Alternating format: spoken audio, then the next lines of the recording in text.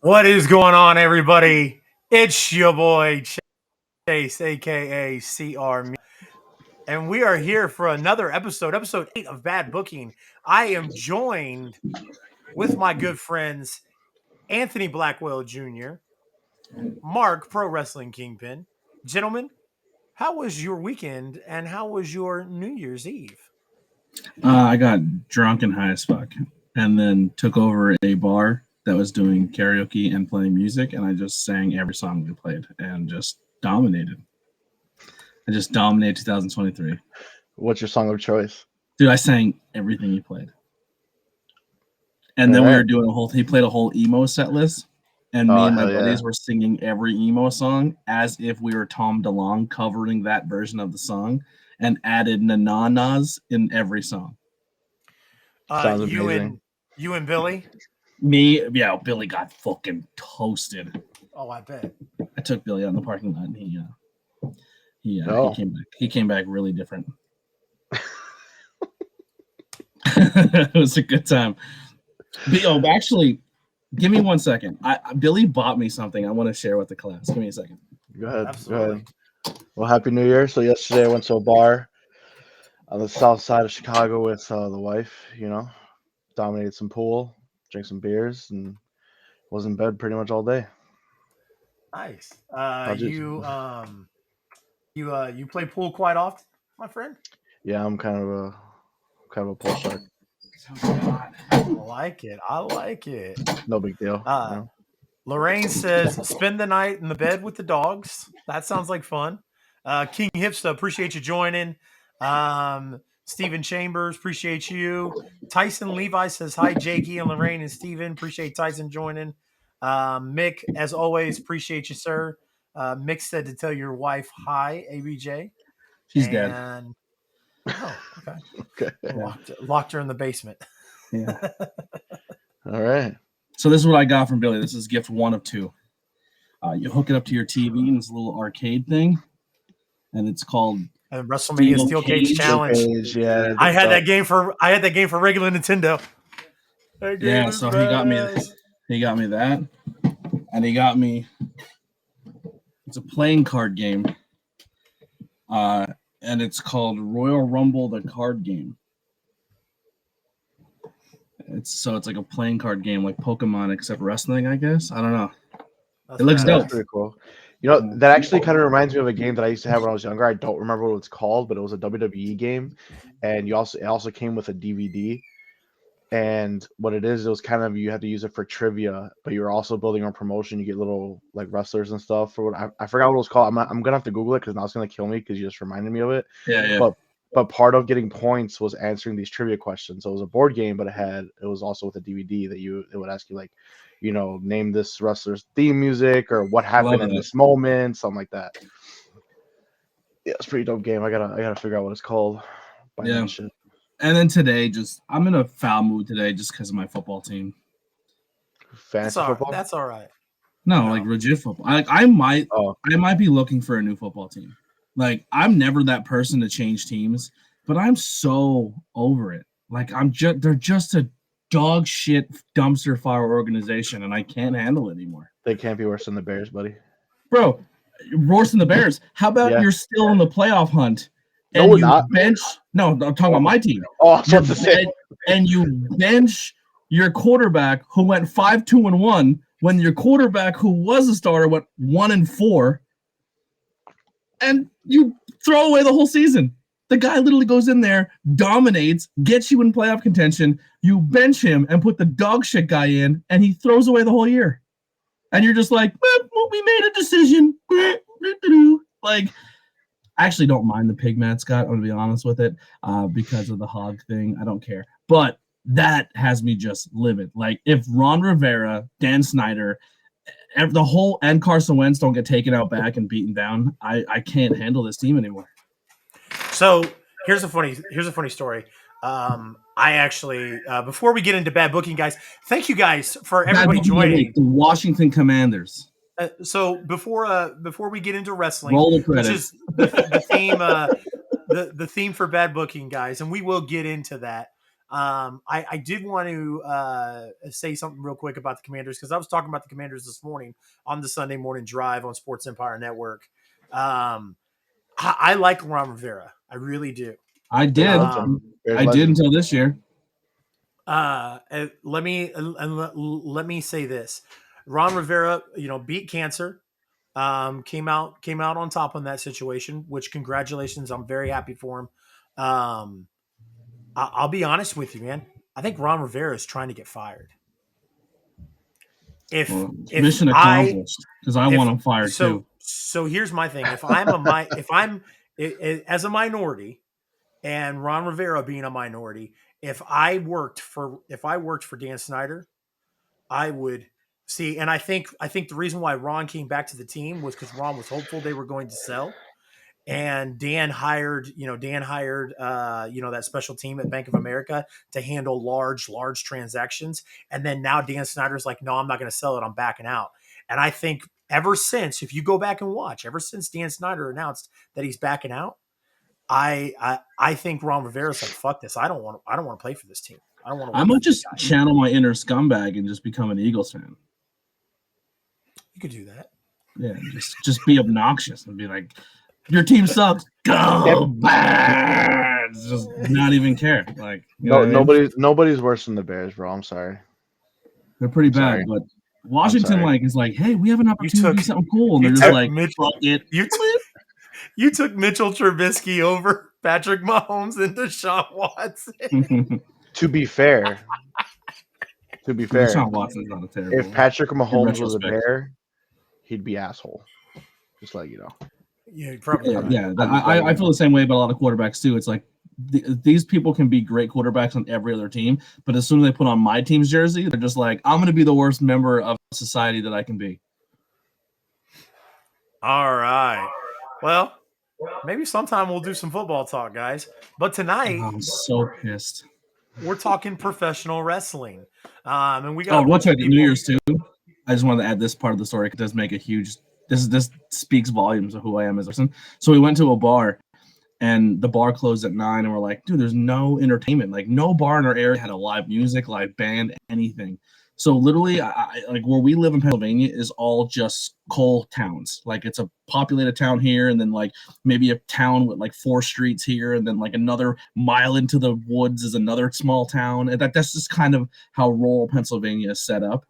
So we literally just left that bar and went to like some town that has like 3 streets in it, and it has 1 bar, and like it's one of those bars that everybody knows everybody, and we just rolled in and just started taking microphones and singing. It was awesome. Had the best time of my life. Just rolled into some random dive bar and just lived our best life. You fuck it, right? Dude, 0 fucks given. There you go. Absolutely. Appreciate everybody joining tonight, guys. Like I said, we're gonna talk a few things in wrestling here, but then the back part of our show is going to be heavily 2002 awards. 2002. So what, like 2022? I didn't prep for 20 year or anything like that. Sorry, prep for that one. Sorry, dude. I can't even write it. I kept writing 2002. I'm like, I wish I could go back to 2002. It was a great year. Anyways, so some current events happening in wrestling, guys. I know our good friend Mick Thomason wanted us to, real quick. I want to just point this out. Everybody always says Mick Thompson. His name is Mick Thomason, not Mick Thompson. So I just want to throw that out. He calls Graves Grace. It's fine. So our good friend Mick wanted us to talk about Alexa Bliss. Cool. She's going to be with Bray Wyatt. Nobody cares. Let's go. Next topic. You think she's going to be with Bray Wyatt? 100% going to be a Bray Wyatt character, and nobody cares. Guaranteed. Here's my question, and maybe you guys in the chat know more than I do. When did this new, like, how do all of a sudden wrestling fans know about more uncles in the Wyatt Six family? So like everything on TikTok, everything online is, well, that's Captain Howdy, and this is that's Uncle Howdy, and this is Uncle Harper. It's another new character, and it's like that was never talked about. This is what infuriates me with this whole dumb Bray Wyatt shit, because that has never been mentioned one time by Bray. Has Bray Wyatt ever said, "I have a whole list full of uncles that's gonna come in here and talk about when I used to sleep over the house and they used to slip me a pill"? That sounds so good. Let's be fair. Let's be fair. Let's be Nice. fair. That was never, ever. I mean, wrestling fans do that all the time. Wrestling fans already have it named. They haven't nailed down who he is. I fucking hate it. I hate it. You remember that theory? little doofus? Remember the fucking puppet theory? Well, yeah, you remember the doofus on TikTok that his video went viral because he was like, "What if the Wyatts, or what if all these characters? What if it's Karrion Kross and all the spooky characters are going to recreate the puppets?" Yeah. And everyone's like, "You're a genius!" Yeah. No, you're not. You're a moron. Here's the problem. Anyways. People have no shame, because here's what happened. They go, "Well, here's my theory, and here's what I think's going to happen." And then they're completely wrong, and they're like, "Guy's a genius." Like, I'm a fan. But really what they're saying is, "I'm a fucking idiot." But they're like okay with it. And they're just, I don't know. I fucking hate it. And this is why I wouldn't break. Dude, people break down the t-shirts and the sneakers he wears to biblical verses. And it's just so out there and dumb. I can't handle it. I can't wait till he gets fired again. So do you like? And I don't want a human being to get fired and lose his job, but I just can't stand it. It's so boring. So do you like Bray Wyatt? Or? No, I don't care about the character at all. I do. And ABJ, we have to remember that the show's not, I know you're used to everything being circled around you and what you like, but we're going to talk about Bray Wyatt because we have a lot of people who like Bray Wyatt. Yeah, I get it. I get it. For people in spooky masks, and that's what I'm gonna do. I'm gonna paint my face, just paint a cool skull in my face, and everyone's gonna be like, "He's the fucking paint face fucking podcaster. I like him." Might get over. It might. I need a gimmick. Oh my god. So with that being said, holy shit. Before we kind of get into, because I didn't have it on the rundown, but I did want to kind of just talk about it real quick, since we're going to talk about some things that happened on SmackDown. The Bray Wyatt situation is that Vincent or no. That guy has no tattoos on his neck, no dreads, nothing. It's probably both. I think it's both. It's Bo Dallas. That really, really nice high-def photo someone took, like really close in. It's not even the same mask. I don't know. It's not this but if you look at Bo Dallas and you look at how his facial hair grows, he grows the center thing and then it almost connects but doesn't quite connect here. It looks like Bo Dallas. Agreed. I think it's Bo Dallas as well. I know somebody, but it's not the same person who was the character who came out a couple weeks ago who looked like he was 5'3", 250 pounds. No. And so I mean, I've kind of harped on people and been like, hey, I've kind of harped on people and been like, hey, I really don't think it's a faction, or I really don't think it's going to be other people. I think it's just going to be, I think it's just going to be recreations out of Bray's mind. They're just going to, just projections or whatever, just kind of like characters out there or whatever. Kind of like Undertaker's druids almost. Yeah. You know what my favorite part now about Bray Wyatt is? Is his first match back is sponsored by Mountain Dew. He's our dark, spooky character, Mountain Dew. It's like, fucking kick me in the balls. Like, what are we doing? So I know Wrestling with Savage says Tribal Chief Roman Reigns takes on Cody Rhodes at WrestleMania. This match will be a cheese match. Cheetos. Like, what the fuck are we doing? It's a pitch black match. Mountain Dew. Pitch black. So anyways, stores. Like, what? That's not good. That's not good. ABJ, we get it. You don't like it, dude. We get it, man. Tell me one time a match is cool when it's the name and stipulation of the match are named after a fucking product placement. Yeah, I have no idea. It's gonna be a Dumb. it's gonna be a pitch black match, which means there's gonna be no. That's probably the best Bray Wyatt match because we don't have to watch it. Just turn the lights off. It's gonna be a gimmick match.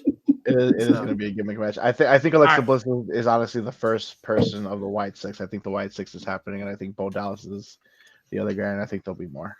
Well, I was gonna. We'll move on. Anyways, he's over AJ it.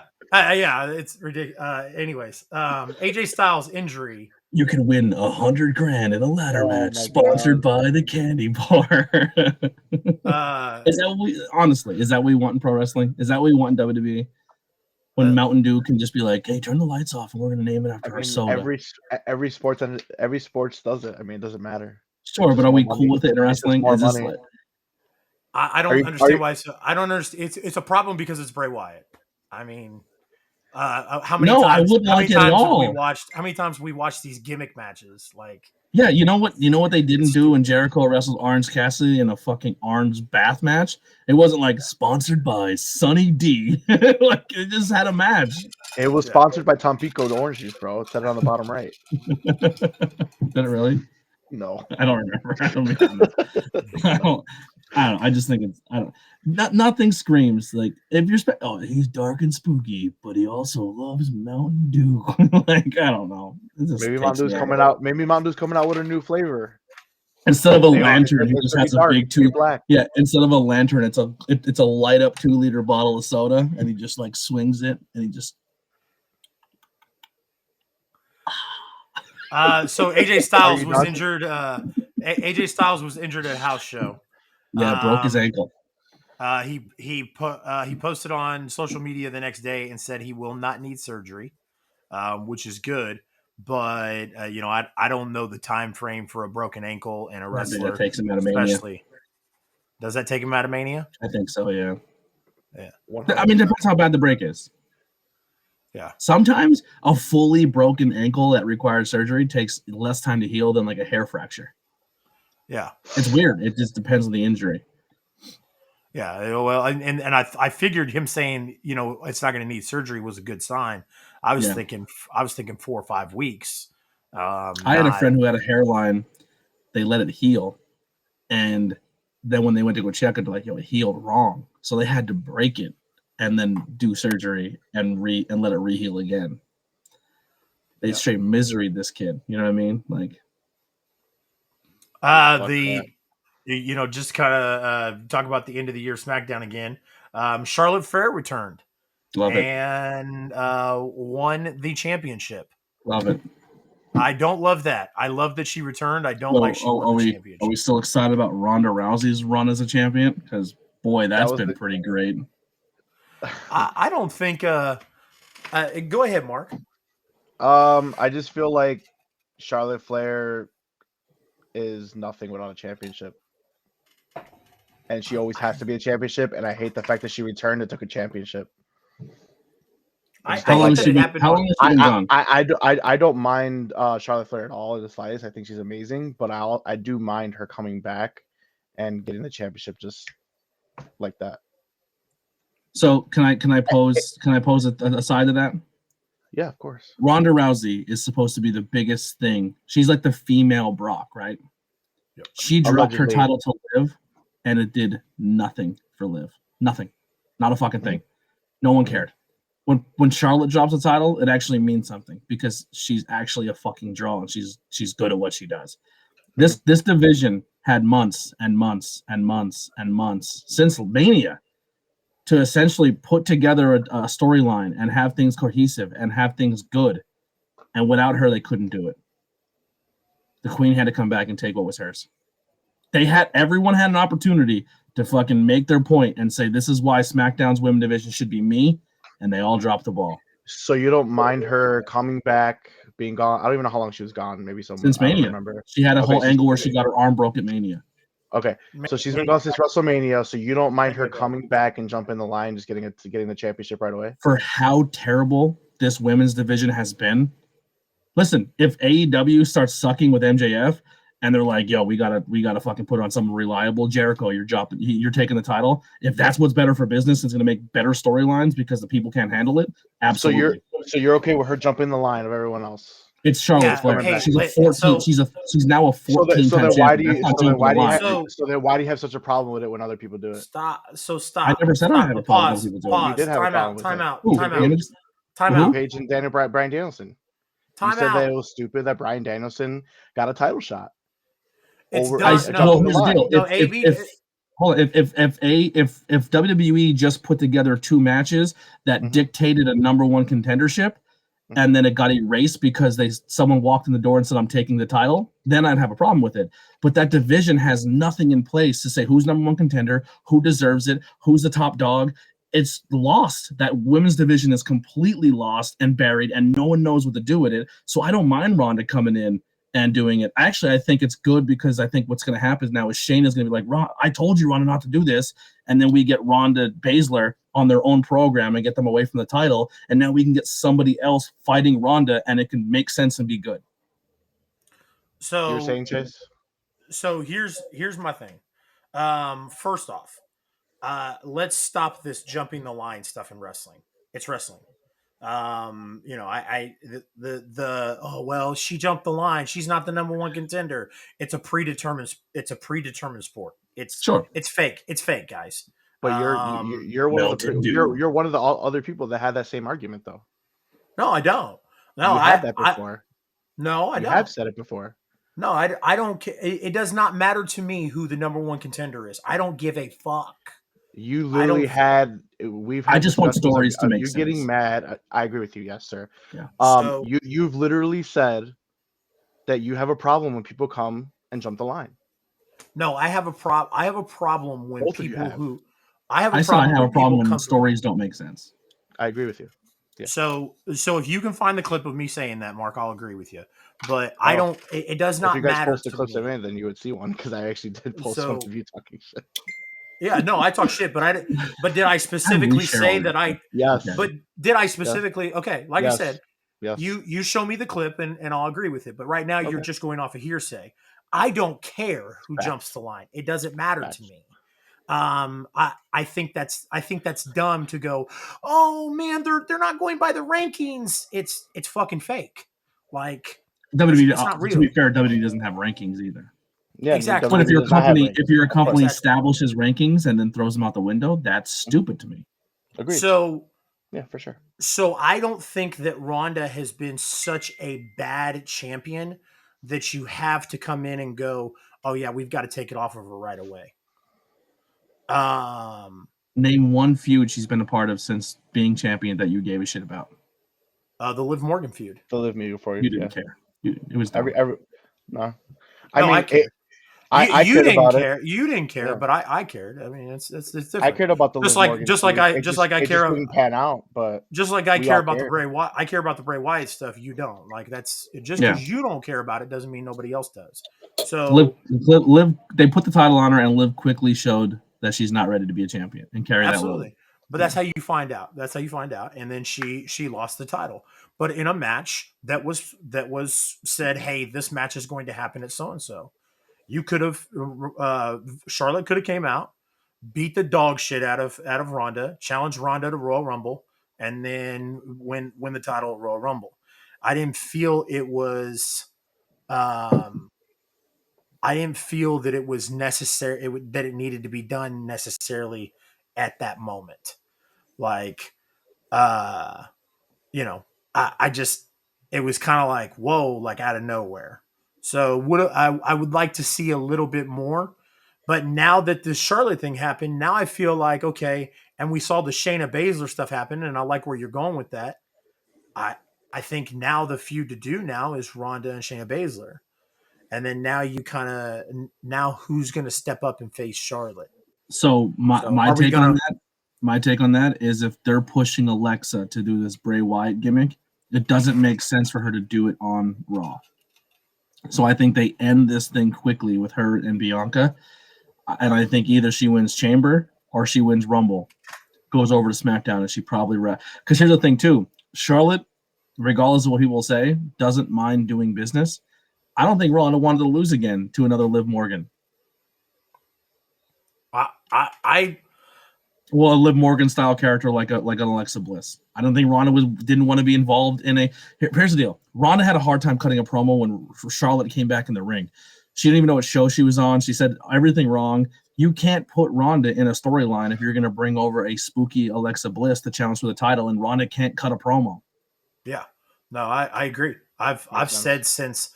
said since Ronda got there, like, yo, you need to give her a mouthpiece. But It her doesn't matches have to have gotten be. better since she brought Brian Kendrick back. Oh yeah, absolutely. I mean, I understand that. That's why I'm not in agreement with a lot of fans of, oh, hey, fire Ronda Rousey, get Ronda Rousey out of there, put Ronda Rousey on the shelf, whatever the case is. I I see the value in Ronda Rousey.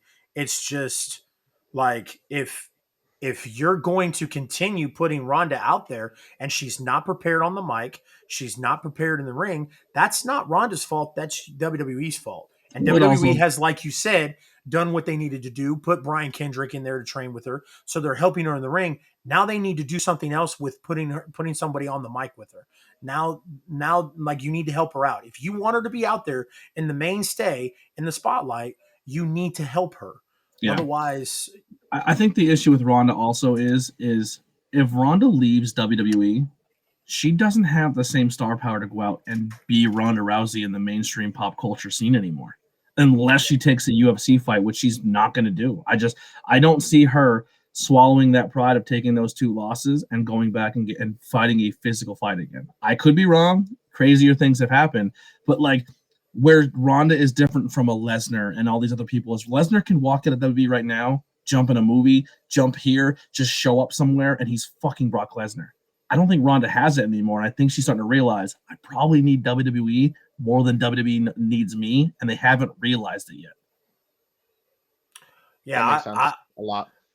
I don't think she's realized that. I think it's something that, like, we're starting to. I think it's something we're started to. I think I, I just have a hard time believing that Ronda gives a whole lot of shit about it.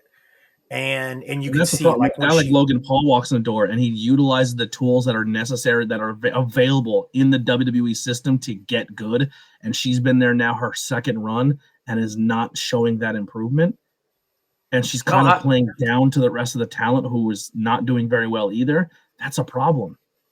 no, I think, like I said, you when she very first came in, she was very excited to be there. She was very eager to learn. She was very into it. And you watch how her demeanor has changed. And I don't think that she feels that she needs WWE. I think WWE felt they needed her because they're the ones that came knocking back on her door and said, "Hey, come back."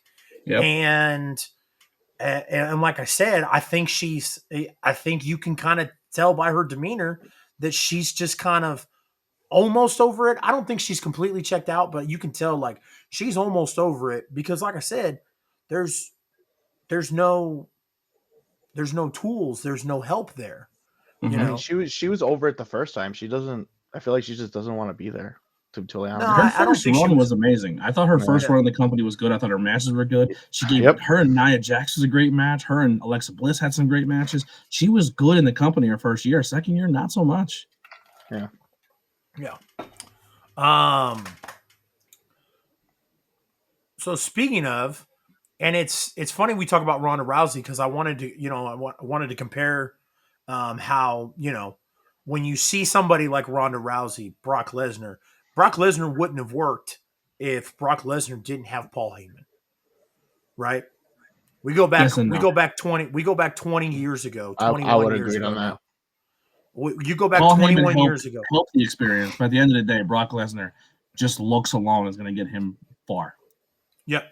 But if Vince had complete control over Brock and said, go out there and do XYZ, and Brock would have done it, do you think Brock would have had as great of a career as he did without Paul Heyman under Vince's tutelage 20 years ago? Yeah, I don't think I so. By I think himself. with Brock's pure athleticism and size and strength and look and everything, he would have been successful. But Paul Heyman definitely enhanced the product by giving him a mouthpiece, 100%. Yeah. But Brock's not like your Ryback. He's not like 90. He's not like 100% of the big men you've ever seen in professional wrestling. No, He's yeah, a absolutely. different level than all of them. I think And he's on a not different level than all of them because of Paul Heyman. I agree. And Mark, I'll bring it to this. Because Brock obviously, I mean, he's a Division One NCAA national champion. Um, you know, but he didn't have the charisma that Kurt Angle has. Or Did you watch some of his post-fight interviews and stuff at UFC? People yeah. ate that shit up. Oh, they You did. gotta But go, they're gonna shoot up your ass, and I'm gonna take it. Like it was dumb, but the fucking Yeah. place erupted. Like, but he had no filter. He yeah, had no filter at all. He where in WWE they would have had to put him under a microscope and been like, oh, you're only supposed to say this, you're only supposed to say that. Remember, right when Brock debuted is when WWE started having new writers come in and started telling wrestlers what to say in their promos and what to do in their promos and stuff like that. You go back and look, that was when Stone Cold walked out. And one of the main reasons Stone Cold walked out was that Stone Cold mentioned like, hey, like nobody told Ric Flair what to say in a promo back in the 80s and the early 90s. Why do I have to be why am I being written a script by a 23-year-old who was kicked out of soap opera writing school or writing classes? Like, this isn't right. So you go back into that time and you give those writers control over Brock. I agree with Mark. I just think that I think Paul stopped and said, "Hey, let me handle this. Let me do this for him, and I will I will Can I pose a second increase it." other side of that coin? Yeah, How many Paul Heyman guys became megastars? Because there's a lot of duds that he put his thing behind. 1,000%. So Curtis Paul Axel. Heyman's not your magic formula. Brock Lesnar has a little piece of that pie too. No. I'm not saying. Why are we not talking about Mr. Perfect's kid? I'm not saying Paul Heyman doesn't have a piece of that pie. Here's what I would compare it to: Tom Brady and Bill Belichick. Tom Brady and Bill Belichick. Yeah. Right? Together, they're Hall of Fame worthy. Mm-hmm. By themselves. Real quick and Savage, when I say good. Paul Heyman guys, I mean guys that Paul escorted to the ring. He was their guys. He talked for them. He was their mouthpiece. Sometimes it worked. Sometimes it didn't. There's a lot of times that he walked down to the ring with people and it wasn't money. Yeah. In the WWE system. Cesaro became a Paul Heyman guy. Look how long that lasted. Curtis Axel. Look how long that lasted. You're right. There was definitely and Paul's some the GOAT. He's the GOAT in my opinion. But not every time just to say you walk down the ring of Paul Heyman means you're going to be a megastar. No, absolutely not. Of course not. Yeah. But I think that they just to kind of revert this back to Ronda, I think they need to she needs to decide if she wants to be there, and if she still wants to be there, cool. But they've got to do something different with this character because she can't play a good guy and she can't play a bad guy. So, and like I said, it doesn't have to be Brock, or it doesn't have to be Heyman. Just give her a mouthpiece, give her somebody.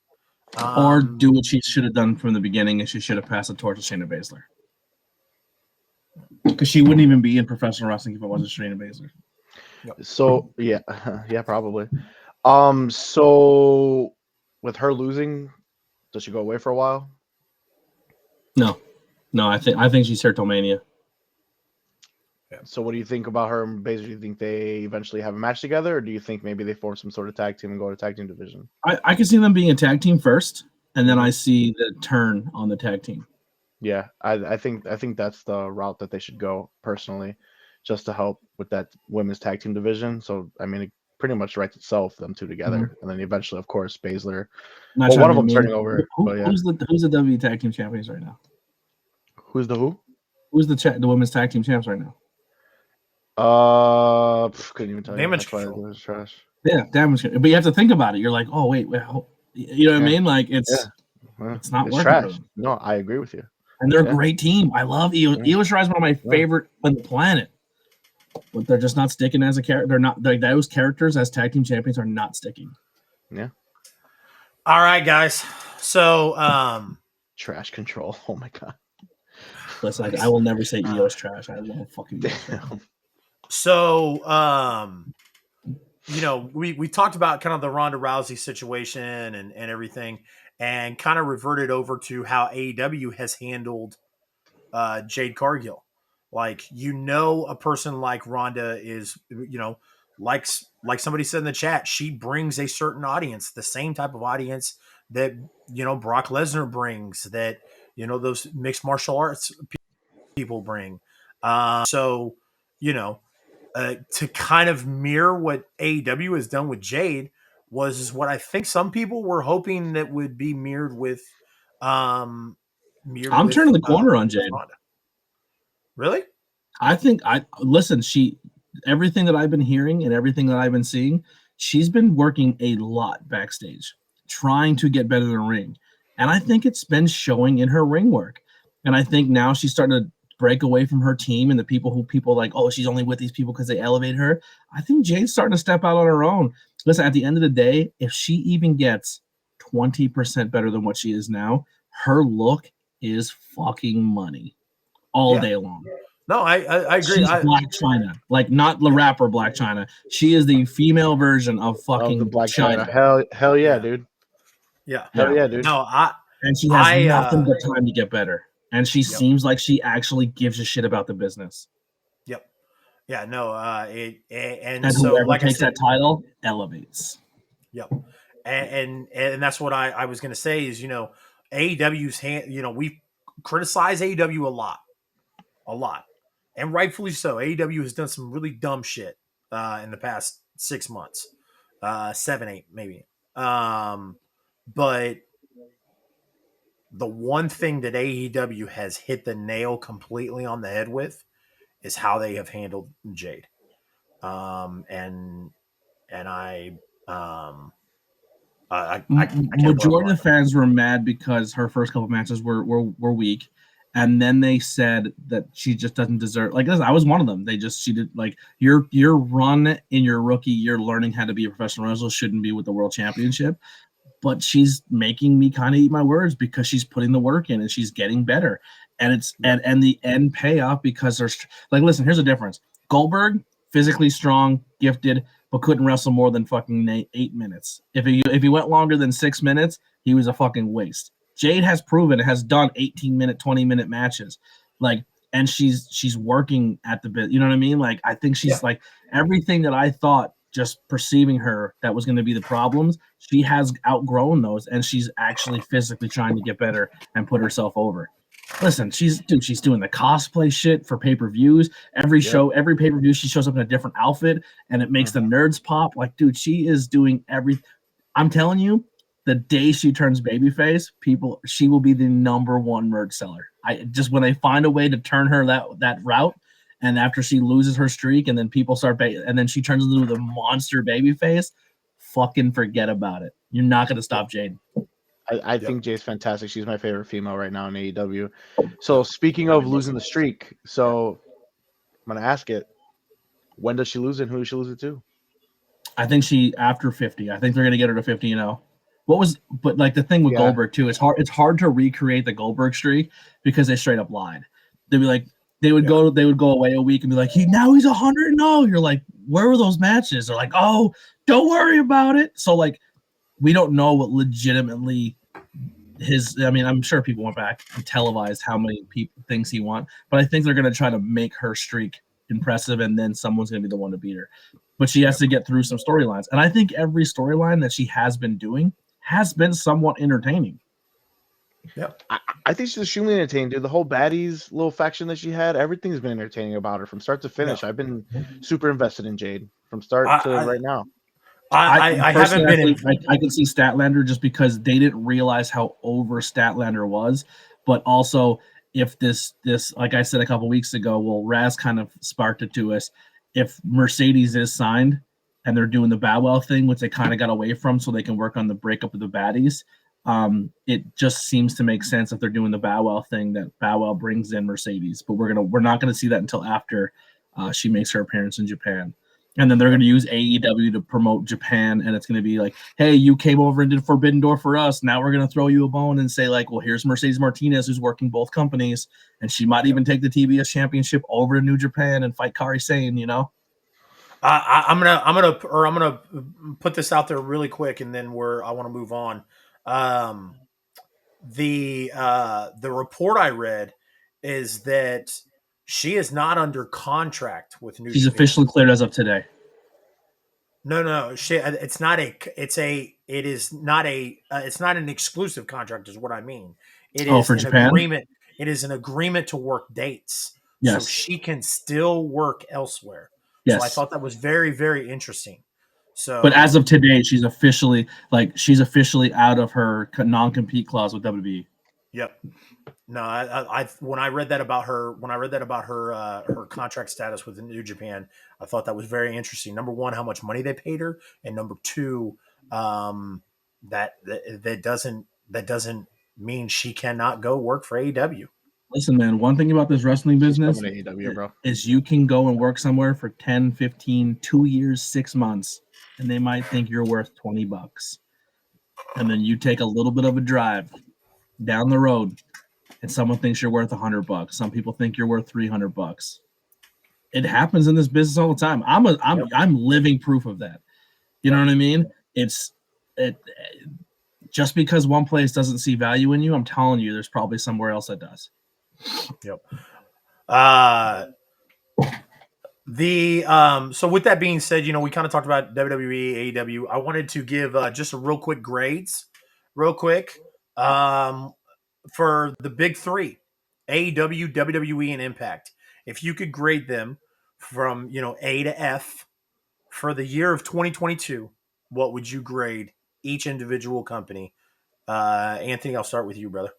WWE started as a giant D minus, ended the year with a B plus. I'm tough with the A's and the 9s and 10 scores. AEW started the year A plus, ended the year D plus for me.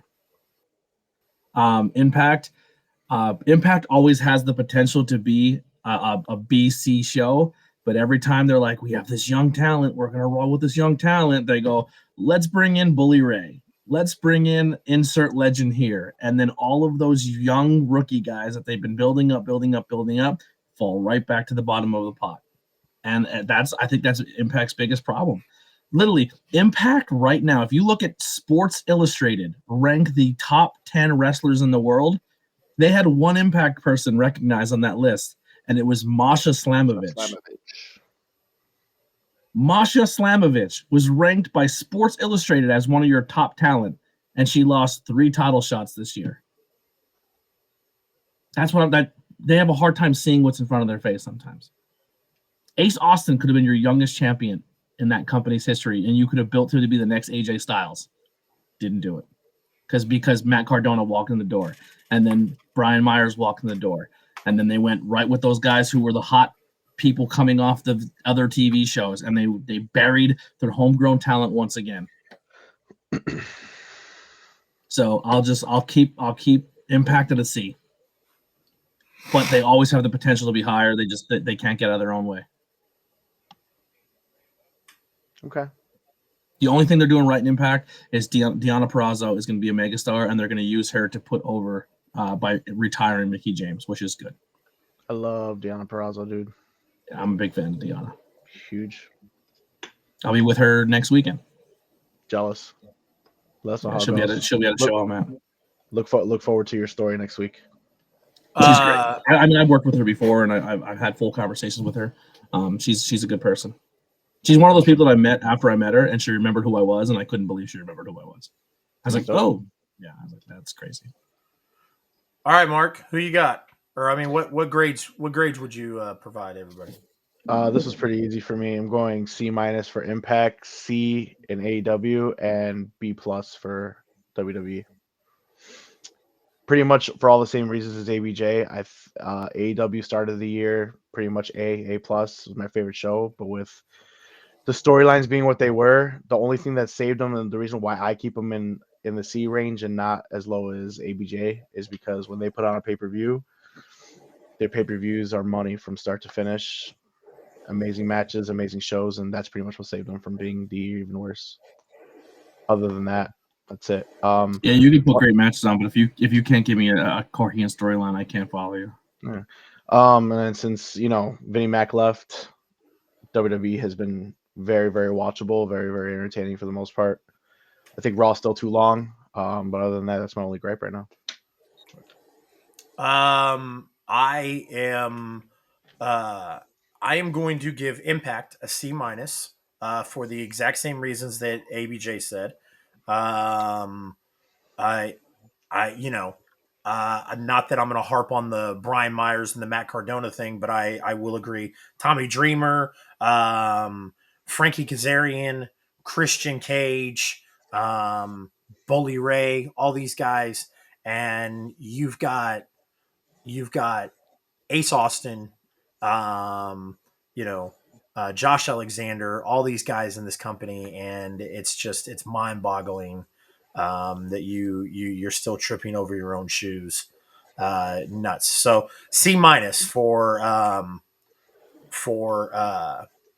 Impact. B minus for AEW.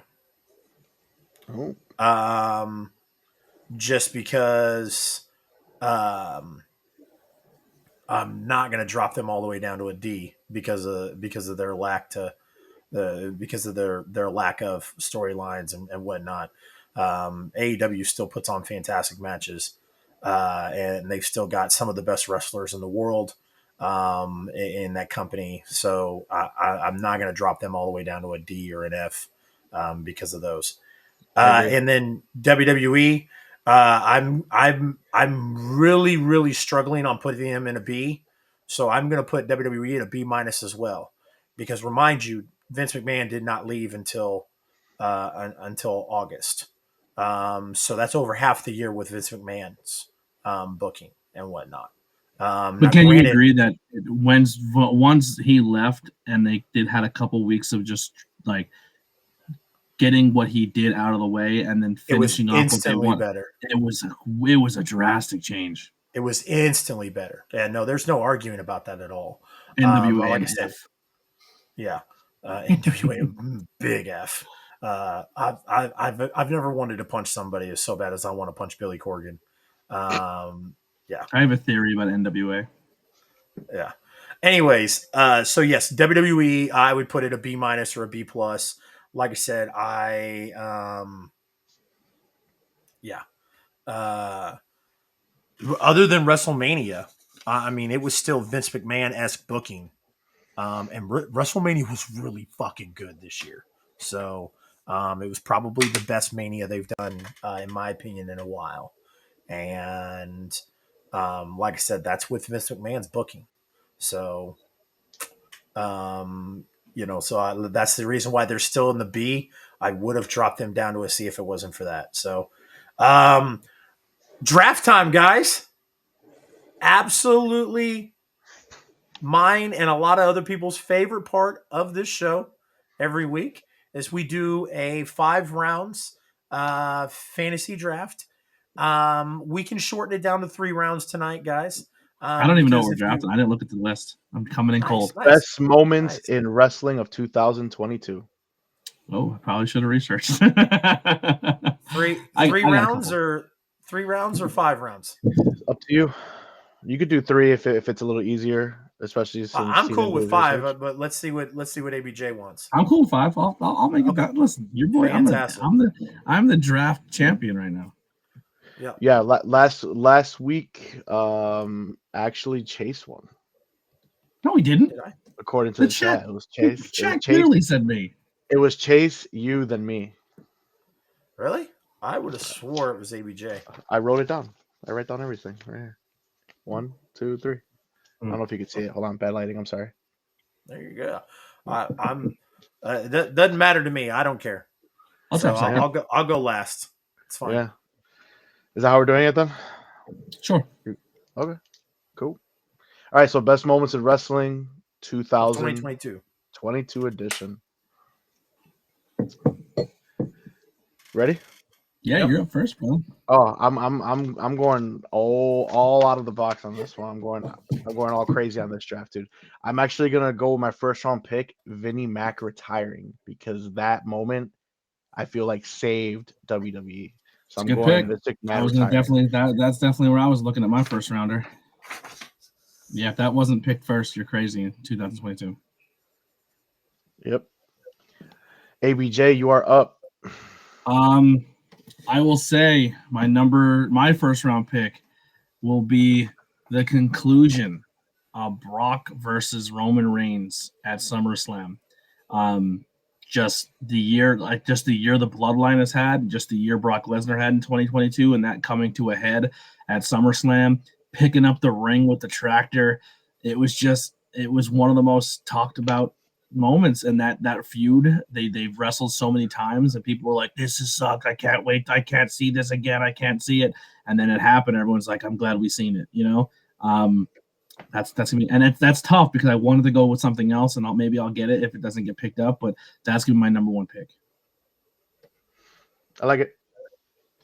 Solid pick. I was at SummerSlam, so that was fucking awesome to see live. Chase. I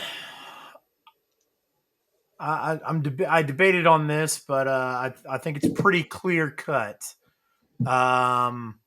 Because it was talked about since it was announced that him and Tony Khan weren't going to be able to come to a contract agreement at the end of December of 2021. So I'm going to go with the return of Cody Rhodes at WrestleMania. Good pick. Like Good I said, pick. it was Was the return better than the match with in Hell in a Cell? Well, speaking of match of Hell in a Cell, that is my second pick. We're staying on the Cody Rhodes Thank train. God, it fell to me. We are going the Cody Rhodes wrestling Seth Rollins in Hell in a Cell with a torn pec. All right, well, this is where in my draft I feel like I may take a little bit of an edge here, because I cannot believe it fell to me. I'm super happy about this, but one of the nights of WrestleMania ended with a talk show segment, and that talk show segment led to the return of Stone Cold Steve Austin versus Kevin Owens. How this fell to me in the second round, I don't know. I was teetering between this and the Lesnar thing, and I thought I fucked up by not picking this first. Wow. But Kevin Owens, my favorite wrestler, got Stone Cold out of retirement, and we got a fucking Stone Cold, not even just a Stone Cold stunner leave the building. He wrestled around the arena. He put work in. This dude put work in. Great moment. I remember being in the bar. I'm getting chills. Every time I think about this moment, I get chills.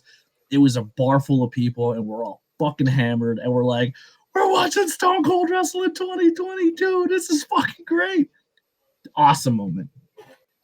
I will 1,000% agree with you, ABJ. I was going to take it, and then I thought maybe I could get it, and I was wrong. Once he said next match is Cody, I was like, "Who?" It fell to me.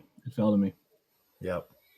March 2nd, 2022, Tony Khan announced the purchase of Ring of Honor Wrestling. That is my number 2 pick. I think he's going to buy. This is my 2023 prediction. I think he buys another company's library and property before the end of 2023. I wouldn't doubt it. I mean, that's fine and good if that happens, but I would just rather him figure out what the fuck he's really going to do with it as opposed to just keep buying libraries and trying to put a streaming service. I mean, I don't know what he's going to do. All I'm saying is if you're going to do a streaming service and you have Ring of Honor and AEW, and I'll just say who it is, and you could pick up the NWA library and title, I'd buy it. And they're hurting bad. And looks like what's his name wants out bad. I mean, that's great as long as we don't see 55 world championships on AEW television like we see right now.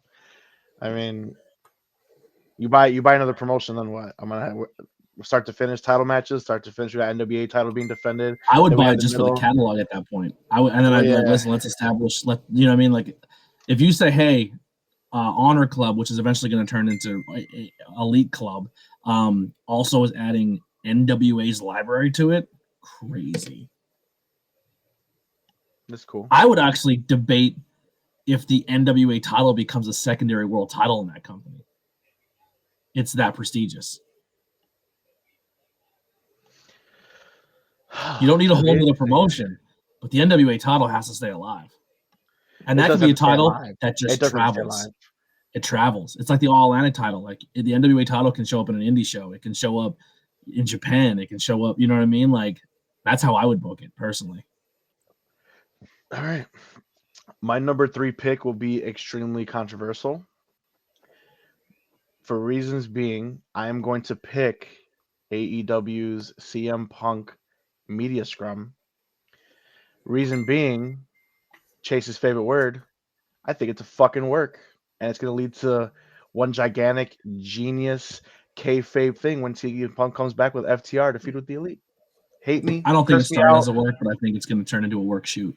It did not. It did not start off as a work. 100%. It was definitely a shoot that's turning into. I think they used the dirt sheets. Chase. I think they used the dirt sheets to make it bigger than what it was. So I'm gonna go absolutely. Yeah. I'm up. Yep. All right. My next pick is the rise of one of the top teams in professional wrestling in 2022. They came out and no one expected them to be as big as they were, and they proved me wrong because they went up against who I thought was the most popular tag team in the world and beat them clean. The rise of the Scissor Me Daddy Ass, the Acclaimed, having a 20-22 is going to be my 3rd round pick. Great pick, my guy. Chase, is this the last pick or are we going 5? We'll go 5. Well, no, we'll go 5. All right, we'll cool. Go 5. Shit. There's a couple I could go with, but I really want my 3rd one to stand out. I hope if my 4th round picks falls to me, I'm gonna be very happy. I think it might. If he doesn't pick my pick, I don't think me and you are complete. I don't think we're thinking the same thing whatsoever.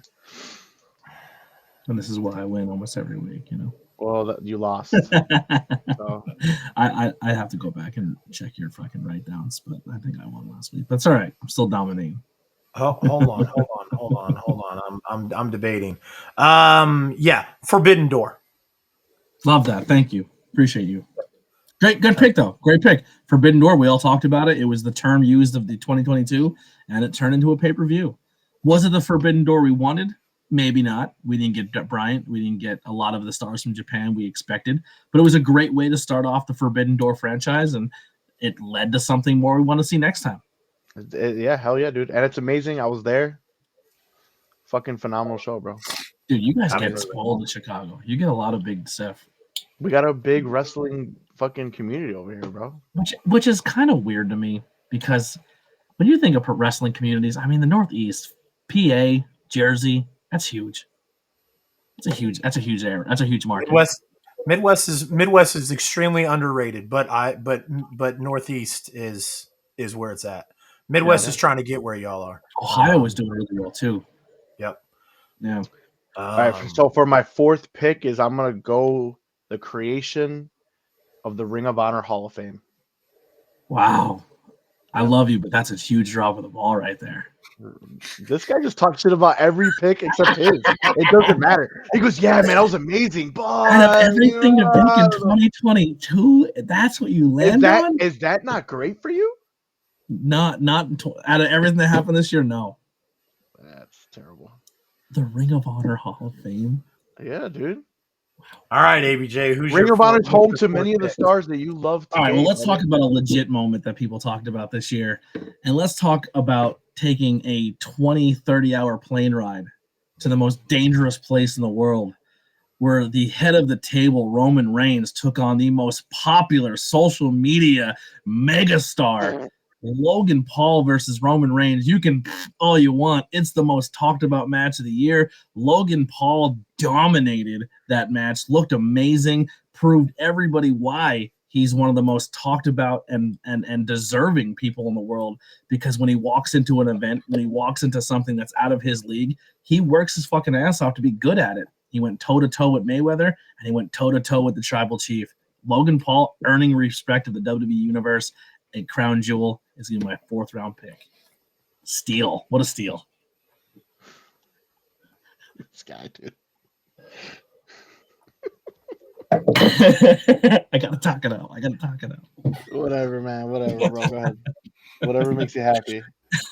Um, I'm so fucking special. I thought for sure you're gonna, pick Brodus Clay as NWA champion. I mean, I was close, but I thought Logan Paul deserved a little more.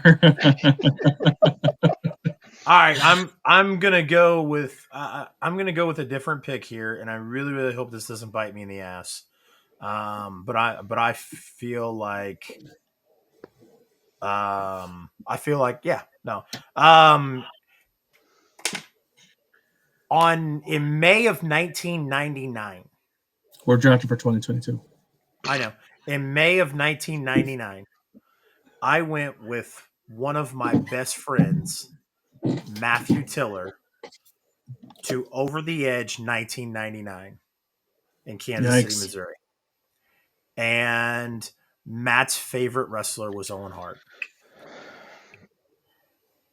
His wife sued every institution in Kansas City and every institution involved with WWE at that time.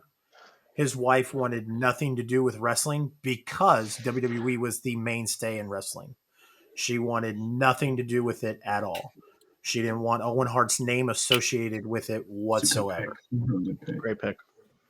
This year, Tony Khan and Martha Hart, Owen Hart's widow, created the Owen Hart Invitational Tournament, where Adam Cole and Britt Baker won that tournament. Whether you agree with how it was done or not, the fact that Martha Hart opened her door to professional wrestling again and allowed Owen's name to be used after 20 fucking years, 20 plus years. The fact that we got, I'm getting chills. Good fucking pick, man. The fact I might cry. Great pick. Fucking the fact we have Owen Hart merchandise. The fact that there's Owen Hart wrestling figures.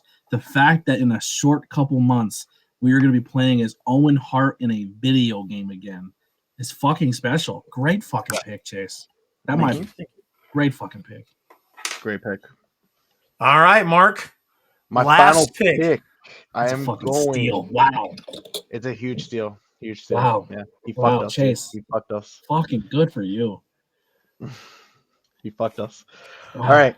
Number 5. I am going.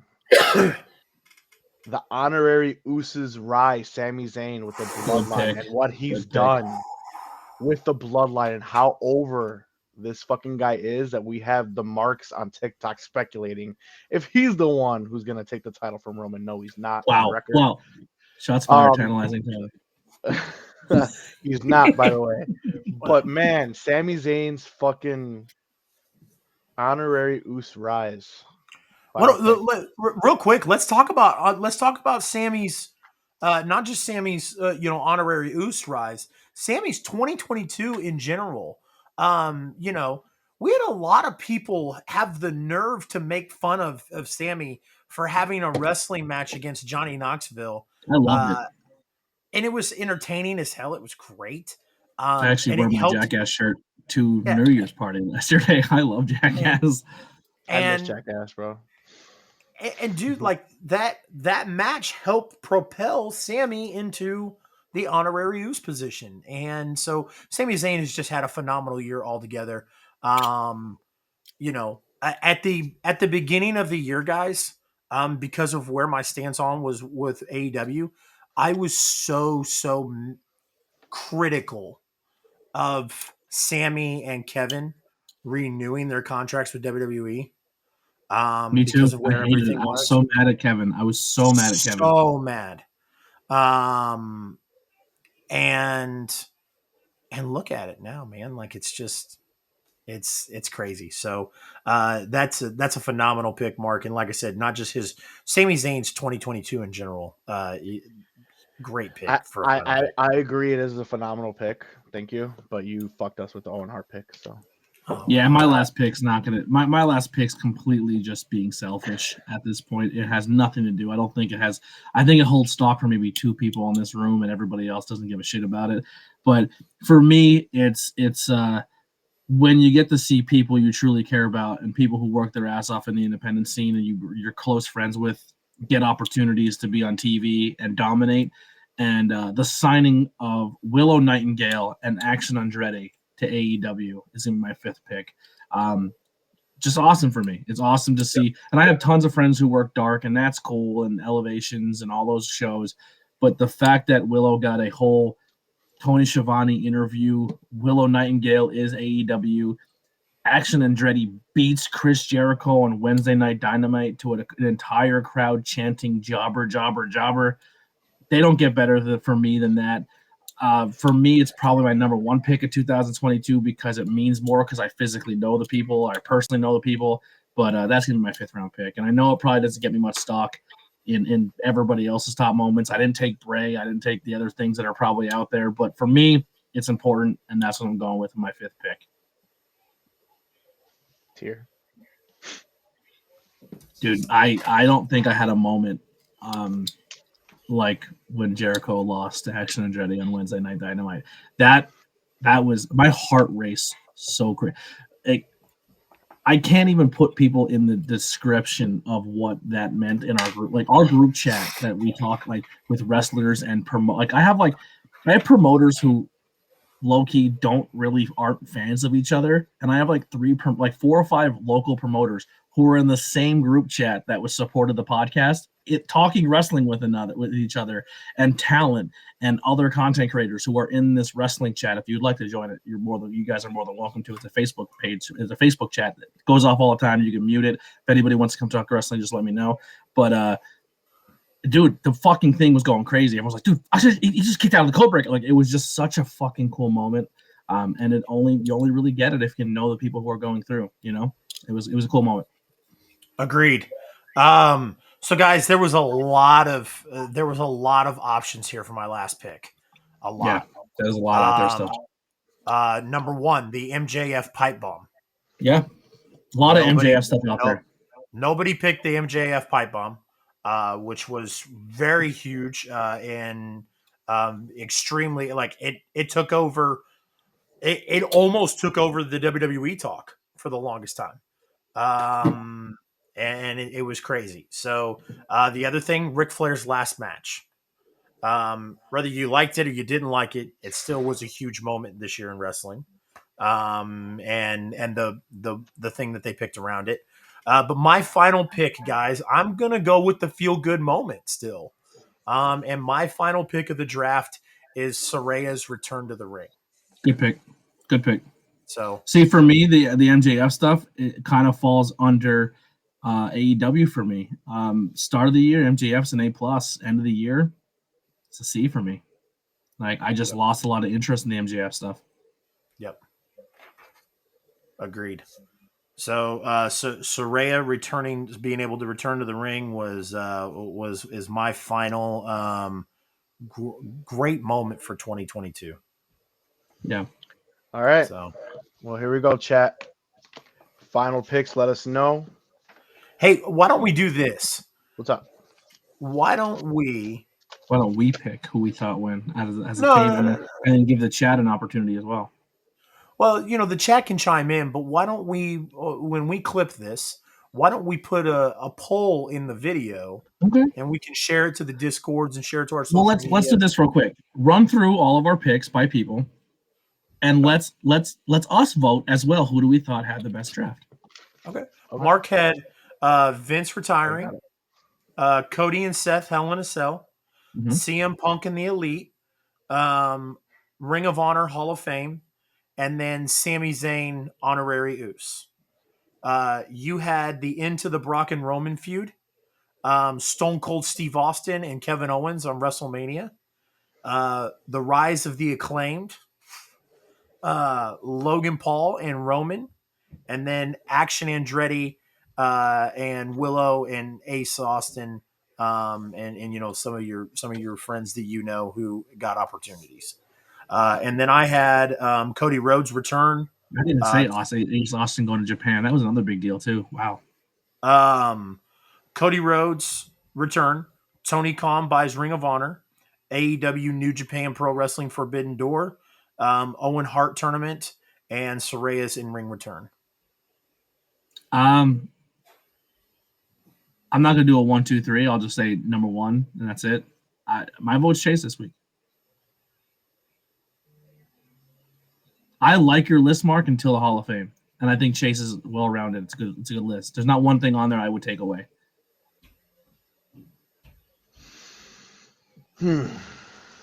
I know my 5th pick is not for everybody, but I think Chase is over. I don't know. It's between me and Chase, I believe. I think Chase gets it because Owen Hart. I'm gonna go with Chase. Yeah. I'm going unselfish here. Yeah, I'm going Chase as well. So. So I like my list, but I think my 5th pick is where my downfall is because it's not meant for everybody. I don't think it's I don't think it is at all. Just because unfortunately ABJ, or not unfortunately, but ABJ, you and I both are so deep into this independent wrestling scene, that it's fucking. Dude, I fucking pop when I see my guys go on dark and get a fucking. Bro, another cool moment happened on New Year's. Yeah. Fucking another guy in the independent scene I absolutely love, who's the fucking craziest, biggest psychopath in independent wrestling deathmatch scene, and who's also the biggest fucking teddy bear, and I love him to death, just won the IWTV World title. Fucking Matt Tremont. Yeah. Matt Tremont went in there with all former IWTV champions and fucking walked out as the champion. It's awesome. Yeah. Well, we'll have to get together sometime and do we'll have to get together here soon and do some best moments of 2022 in the independent wrestling scene. I put Billy Starks on that fucking list. Billy Starks, I interviewed her this year. She's the same age as my fucking daughter. And she just debuted on AEW the other day, and she's been killing. Am I the only one that he's like going crazy for right now? Huh? Yeah, it sounds very crazy for him. You're like, you sound like a robot. Like, it sounds like your internet connection buffer a little bit. Uh-oh. Yeah. What's You're good now. You're good now. Oh, okay. But anyways, so sometime we'll have to do that ABJ where we maybe not. Yeah. No, you're not. It's still terrible. Yeah. Sound like your internet's bogging down a little bit. You're like,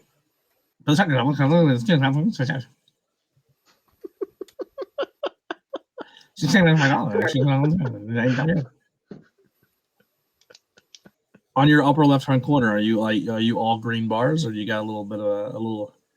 Yeah, I'm all green. Yeah, you're all green. Yeah. All right, so we getting more end of year awards now. End of year awards. Yes, we are. I'm going to recycle a lot of what I have from our show. On our show, we did a Wrestler of the Year, which is a male, female Wrestler of the Year, Tag Team, Match of the Year, Most Improved, Feud of the Year, Babyface and Heel of the Year, Comeback of the Year, Inspirational, Rookie of the Year, and then we threw a few independent ones in there. Not saying you got to do all the independents or any of those, but that's kind of what we kind of go off with the PWI list. Like, we kind of ripped off PWIs a little bit. So if you would have looked at the rundown, we have Tag Team of the Year, Feud of the Year, Comeback, very similar, Comeback Debut, Breakout Star, Female and Male. So that's it. Just because Breakout's very similar to Most Improved.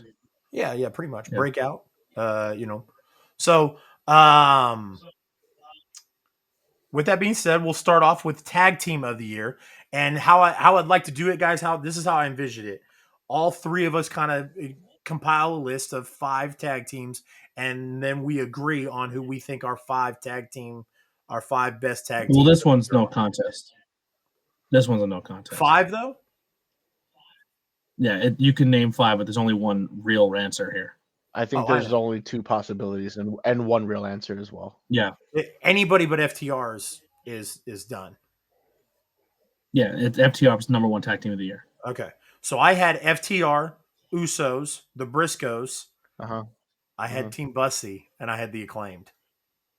I had FTR, I had Acclaimed, and then I had Briscoes. Okay. Yeah, I only did FTR, Acclaimed, and Usos, not Briscoes. Yeah, Briscoes they only wrestled like 4 or 5 times this year on TV or pay per views, and Yeah. every time it was was also with FTR. But Yeah, yeah, I put Usos over the Briscoes. Those are my top 3 of the year, and I think the number 1 is probably FTR. Okay. yeah, Yeah, All right. that's Cool. that's my vote. That's my vote.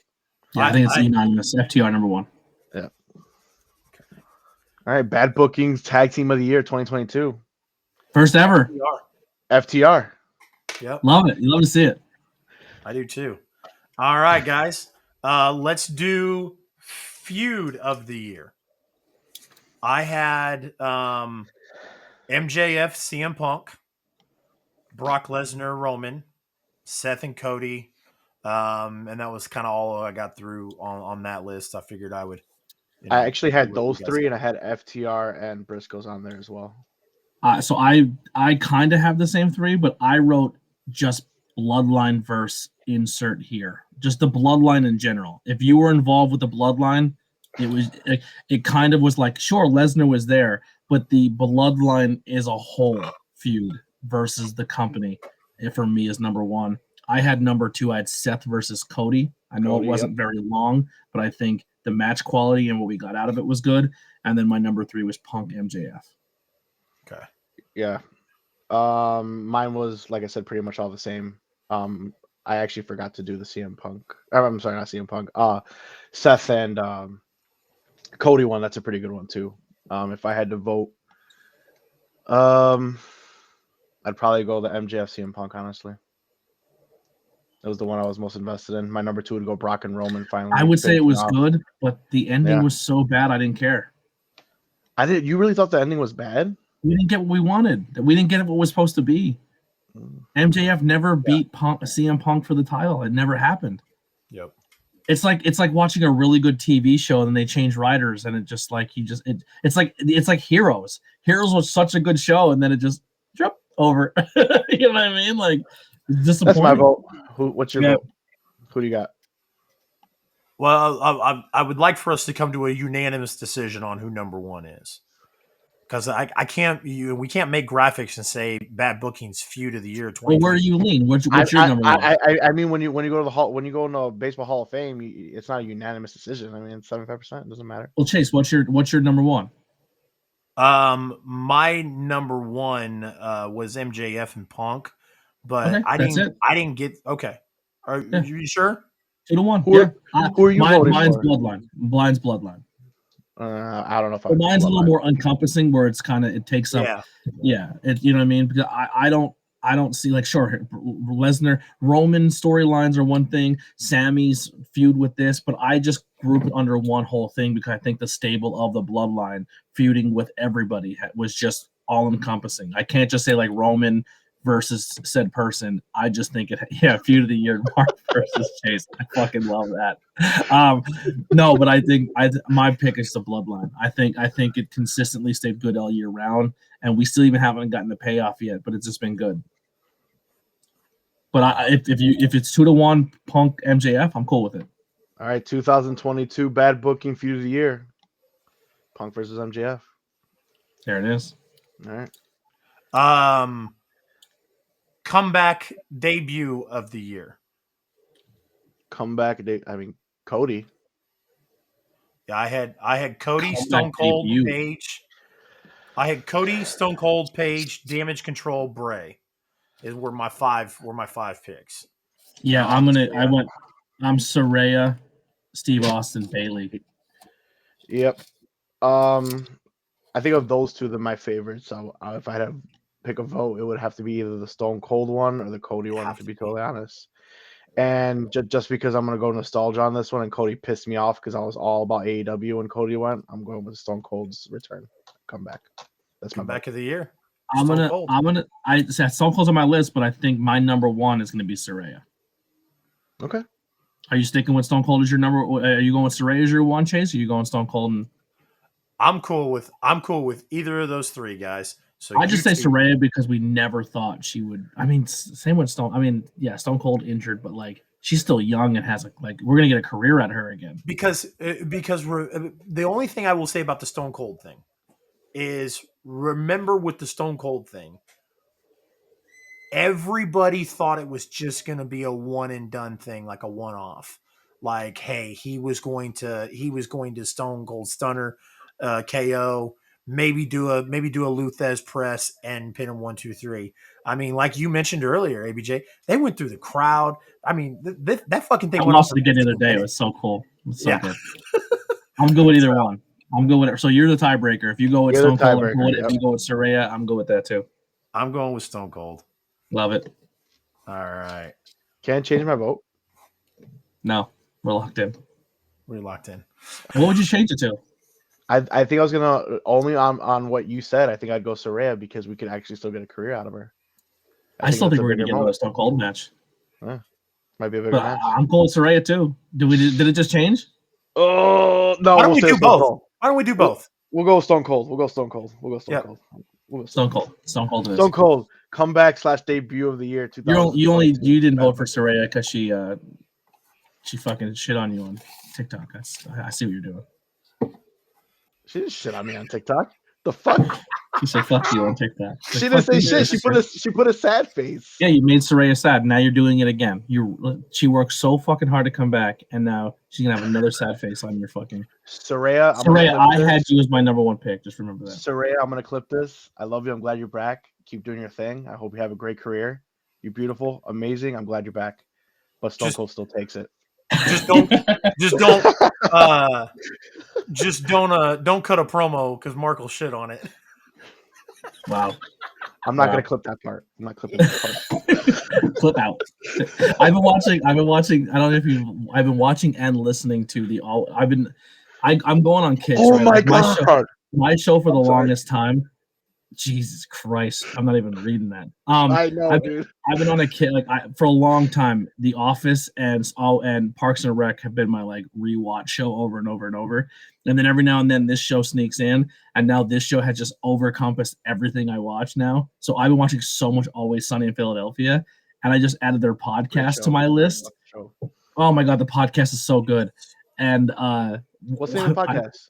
It's just the Always Sunny in Philadelphia podcast. I gotta check this shit out. All right, it's so good. So good. But I've been losing. But the whole time that they say something, but they kind of say it in character. They go cut that out, cut that. And then my new favorite thing is I don't know because they always say in the show just they call like getting laid or a woman's private parts a gash. We're gonna smash some gash. So the other day on Tantalizing Tony, he's like, do what we do best, and that's when I went, smash some gash. I heard you say that. Dude, I died. The cameras cut off, and I was crying laughing because and that's how the show ended. Yep. Yeah. All right. I love 2022 breakout star of the year. I'm pretty sure. Real quick, one. ABJ, yeah. I'm pretty sure. Didn't Kira go? What does that mean? And they maybe, and and Tony was like, nothing. Let's just move on. Don't stop till you hit the ground. All right, 2022 breakout star of the year, guys. I'll go here. Breakout. This is also like my most improved list. Number 1, the Acclaimed. I say the breakout stars of the year, the Acclaimed. Also because it's almost like to me like a most improved list, I put on Angelo Dawkins. I think Angelo Dawkins took a lot of that internet criticism where he shouldn't be with Montez Ford because he's too good, and you're kind of insert negative things said about Angelo Dawkins. I think Angelo Dawkins really reinvented himself here. I think he's putting on some good matches. I think he's just as much of a highlight in a tag team match when they're out there as much as Montez is.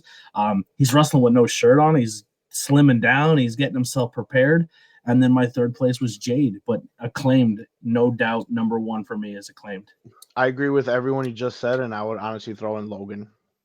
Yeah, Gonna be honest. So I don't. Yeah. Is there a rookie of the year? Did we pick? Is there a category for rookie of the year? If there's a rookie of the year, I'm giving it to Logan. It's all day. Logan. Logan's rookie Yeah. of the year because he's the only guy I can physically think of that had a rookie year this year. Like he Yeah. wrestled his first match this year. Yeah. Well, because the reason why I didn't do rookie was just because it's really hard to do like rookie. So for that's why I me, did would you breakout. consider Willow Nightingale a rookie this year? She's not a rookie in the wrestling scene, but she's a rookie when it comes to what people see on TV. See, I feel like it's so. Look at so real quick. Like you guys know I collect the cards, right? Yeah, So like I have this rookie Solo Sokoa that I just pulled the other day. he's a rookie of the year. Yep. So like he's a rookie guy, right? But I also feel like rookies in wrestling is hard to come by because, like you said, they wrestle in the indies. They've been wrestling for years, whatever. Cook will be a rookie. Good call. There's more rookies than I am. Since we don't do independents, I would agree. ABJ, since we're not really doing independent promotions right now, somebody who came from the independent promotions that did get the blank is all elite. I would consider that a rookie. I feel like rookie in professional wrestling, your rookie year would start when you're in mainstream. Yeah, I would agree. I would say. Yep. So any mainstream promotion, even though you could be wrestling for 10 years, if you've never hit that mainstream, I feel like you would be considered a rookie in my eyes. Yep. Just because you're on the mainstream. Yeah, totally agree. All right, so our breakout star of the year. The Acclaimed. That's my daddy. I was gonna harp for Jade, but I'm not going to, guys, because I mean, everyone loves The Acclaimed. It can be argued that they were more over than FTR this year. And they proved they were when they stepped in the ring with them. I mean, yeah. So The Acclaimed, bad bookings, the bad booking breakout stars of the year. I like it. All right, guys. We're gonna tag everybody in this too, right? Like we're gonna on social media, like bad bookings, breakout, Acclaim, Anthony Bowens. Okay, I like that. 2022 Female Wrestler of the Year. I'm gonna throw in. I think there's only one answer here again. Who's your one answer? It's Bianca Belair. Oh yeah. My number one's Bianca. My number two is Masha. My number three is Rhea. Rhea Ripley. Mm-hmm. God, I love that. But I'm voting Bianca all day. All day. I would love to throw Jade in there just because of how popular she is, but I just don't think she could be voted over these other women. But I kind of said this on when I was live on our show, and I love Bianca. I love everything about her. I loved her in NXT. I'm a huge fan. Mandy Rose is in the conversation too. I totally agree. Sure. But the problem is Mandy Rose. I mean, you can say the same thing about Masha as well, where she's kind of like on a program that not a lot of people watch NXT 2.0 when she was dominating. You know what I mean? But Bianca, for me, I had this moment when I went to Raw this year. I don't go to a lot of live events. I don't go to a lot of mainstream wrestling shows. Just can't afford it. But when I was at Raw and I was on the floor, and the way I seen young girls who were people of like people of color, like young black girls who were looking at Bianca when she hit the ramp, like I looked at like Savage, like I looked at Shawn, like the representation is just so powerful for her. And I was just like, dude, that's not just a new wrestling fan, but that's a demographic of wrestling fan that's not really represented very well. And she's just so much bigger than just being a dominant champion. Everything she stands for, everything she represents, she is money. She's an absolute money, and I love it. Yeah. I wasn't laughing because you said that. I'm laughing at Jakey Bakey's comment. Daniel said, "What about Manny Rose?" And then Jakey Bakey said, "Manny Rose is my shoe polisher." So I don't know that's that fucking got me. So yeah. But I 1,000% agree with everything you said. I think that's why hands down Bianca would be, was because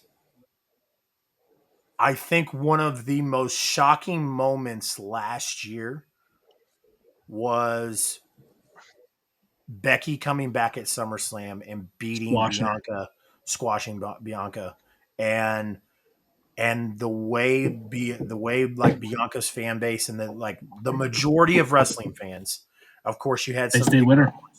but the majority of wrestling fans were like, no, that shouldn't have happened. This isn't right. We want Bianca back. And Becky didn't get the heel heat she thought she was going to get by doing it. Like, it didn't give her the heel heat she thought she was going to get. It just gave her more of a babyface vibe. Yeah. And not just that, but you also look at, we brought up Liv Morgan earlier.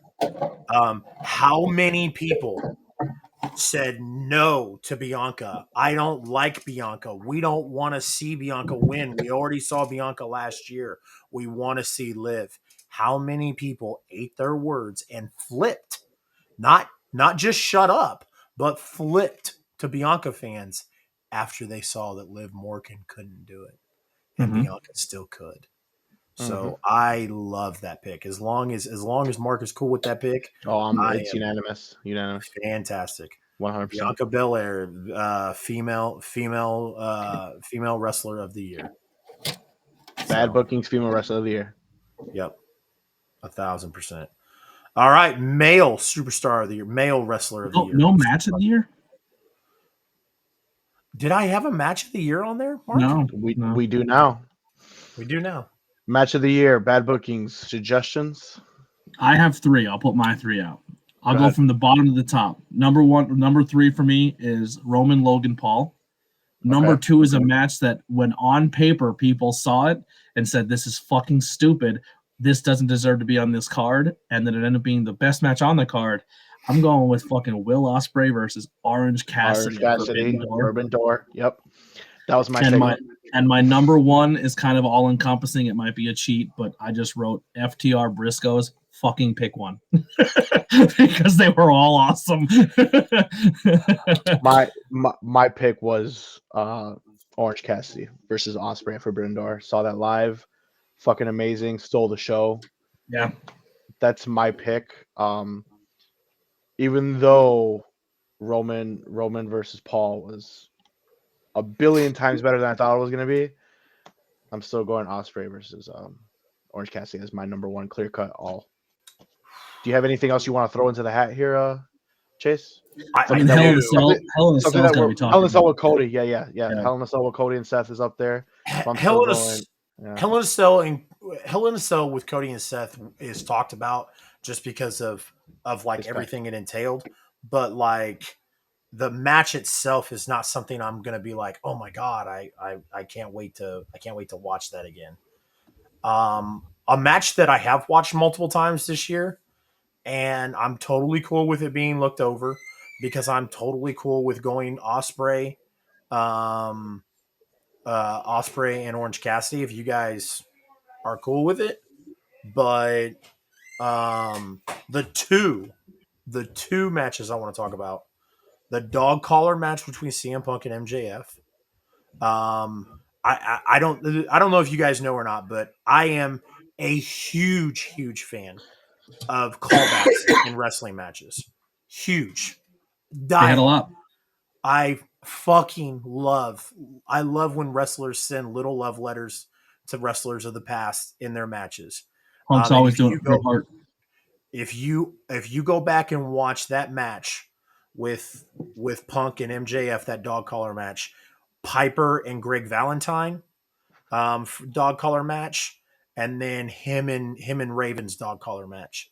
And him and Raven's dog collar matches is one of my favorite matches from ROH. So that match, I would throw that out there. Like I said, it doesn't have to stick. The other one, though, I do want to put up for consideration: Sheamus and Gunther. Clash of the Castle.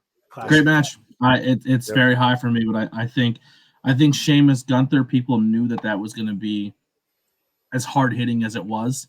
Yep. Where I feel like Logan Roman was so overlooked and it just beat all expectations, as well as Orange and Ospreay. And then, like I said, every time FTR Briscoes got in the ring, you could say the dog collar, you could say the first time, they were all just unbelievable. Yes, agreed. Yeah. So I love your two picks, but it's hard for me to get off the ones that I put out there. But if you're on the same page, Chase, we'll go Orange and Osprey. Orange and Osprey all day. Orange and Osprey over FTR on the Briscoes. Listen, if you pick FTR Briscoes, I'm cool with that too. You could be the tiebreaker. You're the tiebreaker again. I'm voting. That was my favorite match of the year. I've watched it a million times. I've watched it live. That was my favorite match of the year. So you're the tiebreaker. Orange Osprey or FTR Briscoes? I really hate you guys do that to me. Dude, I love that match so much. Like there's so I have a lot of fair weather while you're thinking. Let me know interrupt me when you have your choice. No, you're fine. But yeah, so my fantasy football league is a wrestling based league, but there's a lot of fair weather wrestling fans in there that they'll just I only like the old stuff and blah blah blah. So one of my buddies we were at last night, for New Year's, and he's like, I've been watching, the live stream here and there, it's pretty cool. He's like, I haven't watched AEW, I'm always just WWE, WWF, whatever. I was like, what would you watch to AEW? I'm like, dude, look up YouTube or wherever you had to find it. It's always that match. I'm like, go watch Osprey versus Orange Cassidy. Those are two guys you don't even hear about. It's because you're not a big, wrestling mainstream type of guy, and it'll blow your fucking mind. That's how much I love that match. Yeah, that's the first. Another one I'll put out there too, just because it was one that I kind of already seen before, and I thought they did a good job of recreating it. Wheeler Yuta, Daniel Garcia. I thought they had some good matches this year too. Mm-hmm. They did. You got a tiebreaker for us, Chase? I don't.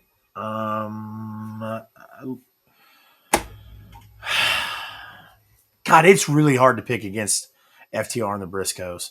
But I'm right there with you on the Orange Cassidy and the thing. But the fact that how many tag team matches win match of the year? Not very many. Yeah. Not very many. The fact that it's even considered is awesome. Yeah. I wonder what the internet says if we type in 2022 match of the year. Let's do this.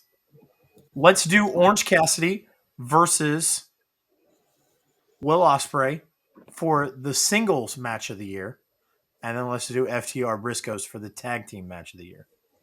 So actually, according to the Internet Wrestling Database, the number one match of the year and number two match of the year were both times Okada and Ospreay wrestled. And the number three was ROH Final Battle, Briscoes versus FTR. Those Ospreay and Okada matches are amazing. It's just but we don't cover a lot of Japan here, so it's kind of hard to. Yep. And then so it that's no Japan. Wow.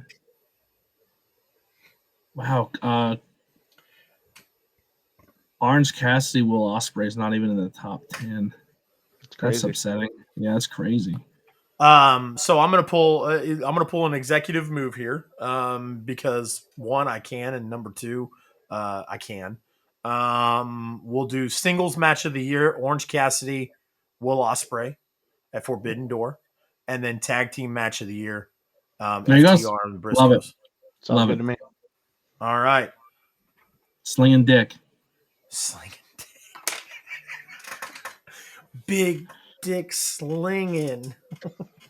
Wait, so you want me to trade my client and best friend of 20 years for a G5 airplane?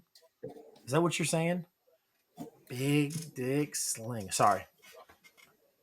Tropic Thunder. Tropic Thunder is one of my favorite movies. It's good. It's not high on my list. All right. All right. Male wrestler of the year. I didn't stutter. I said it all right. Yeah, male wrestler of the year.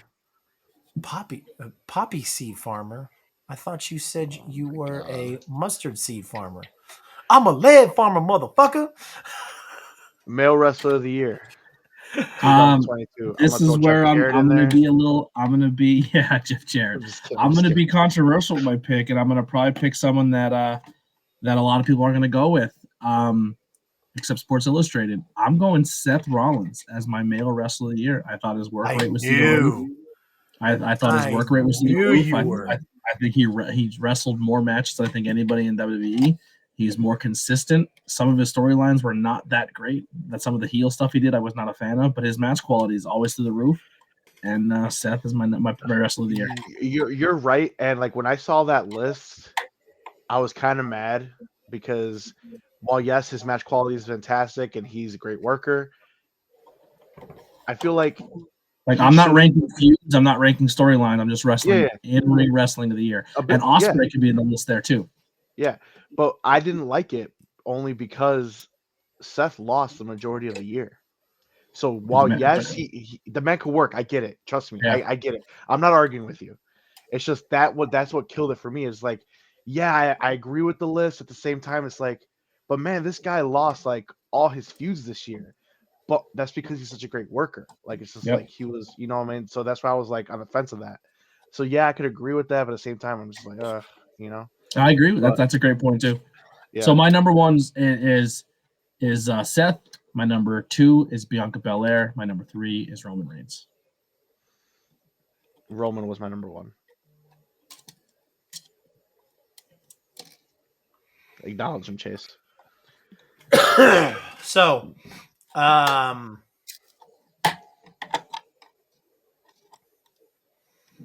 by the way, while Chase thinks, I'm not thinking. I'm not. Oh, okay.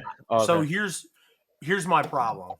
I'm not gonna go with Seth because of all the L's that Seth took. That's the only reason why. Exactly, and that's the only reason why. Yeah. If Seth would have been utilized more, I would have him 1 bar none.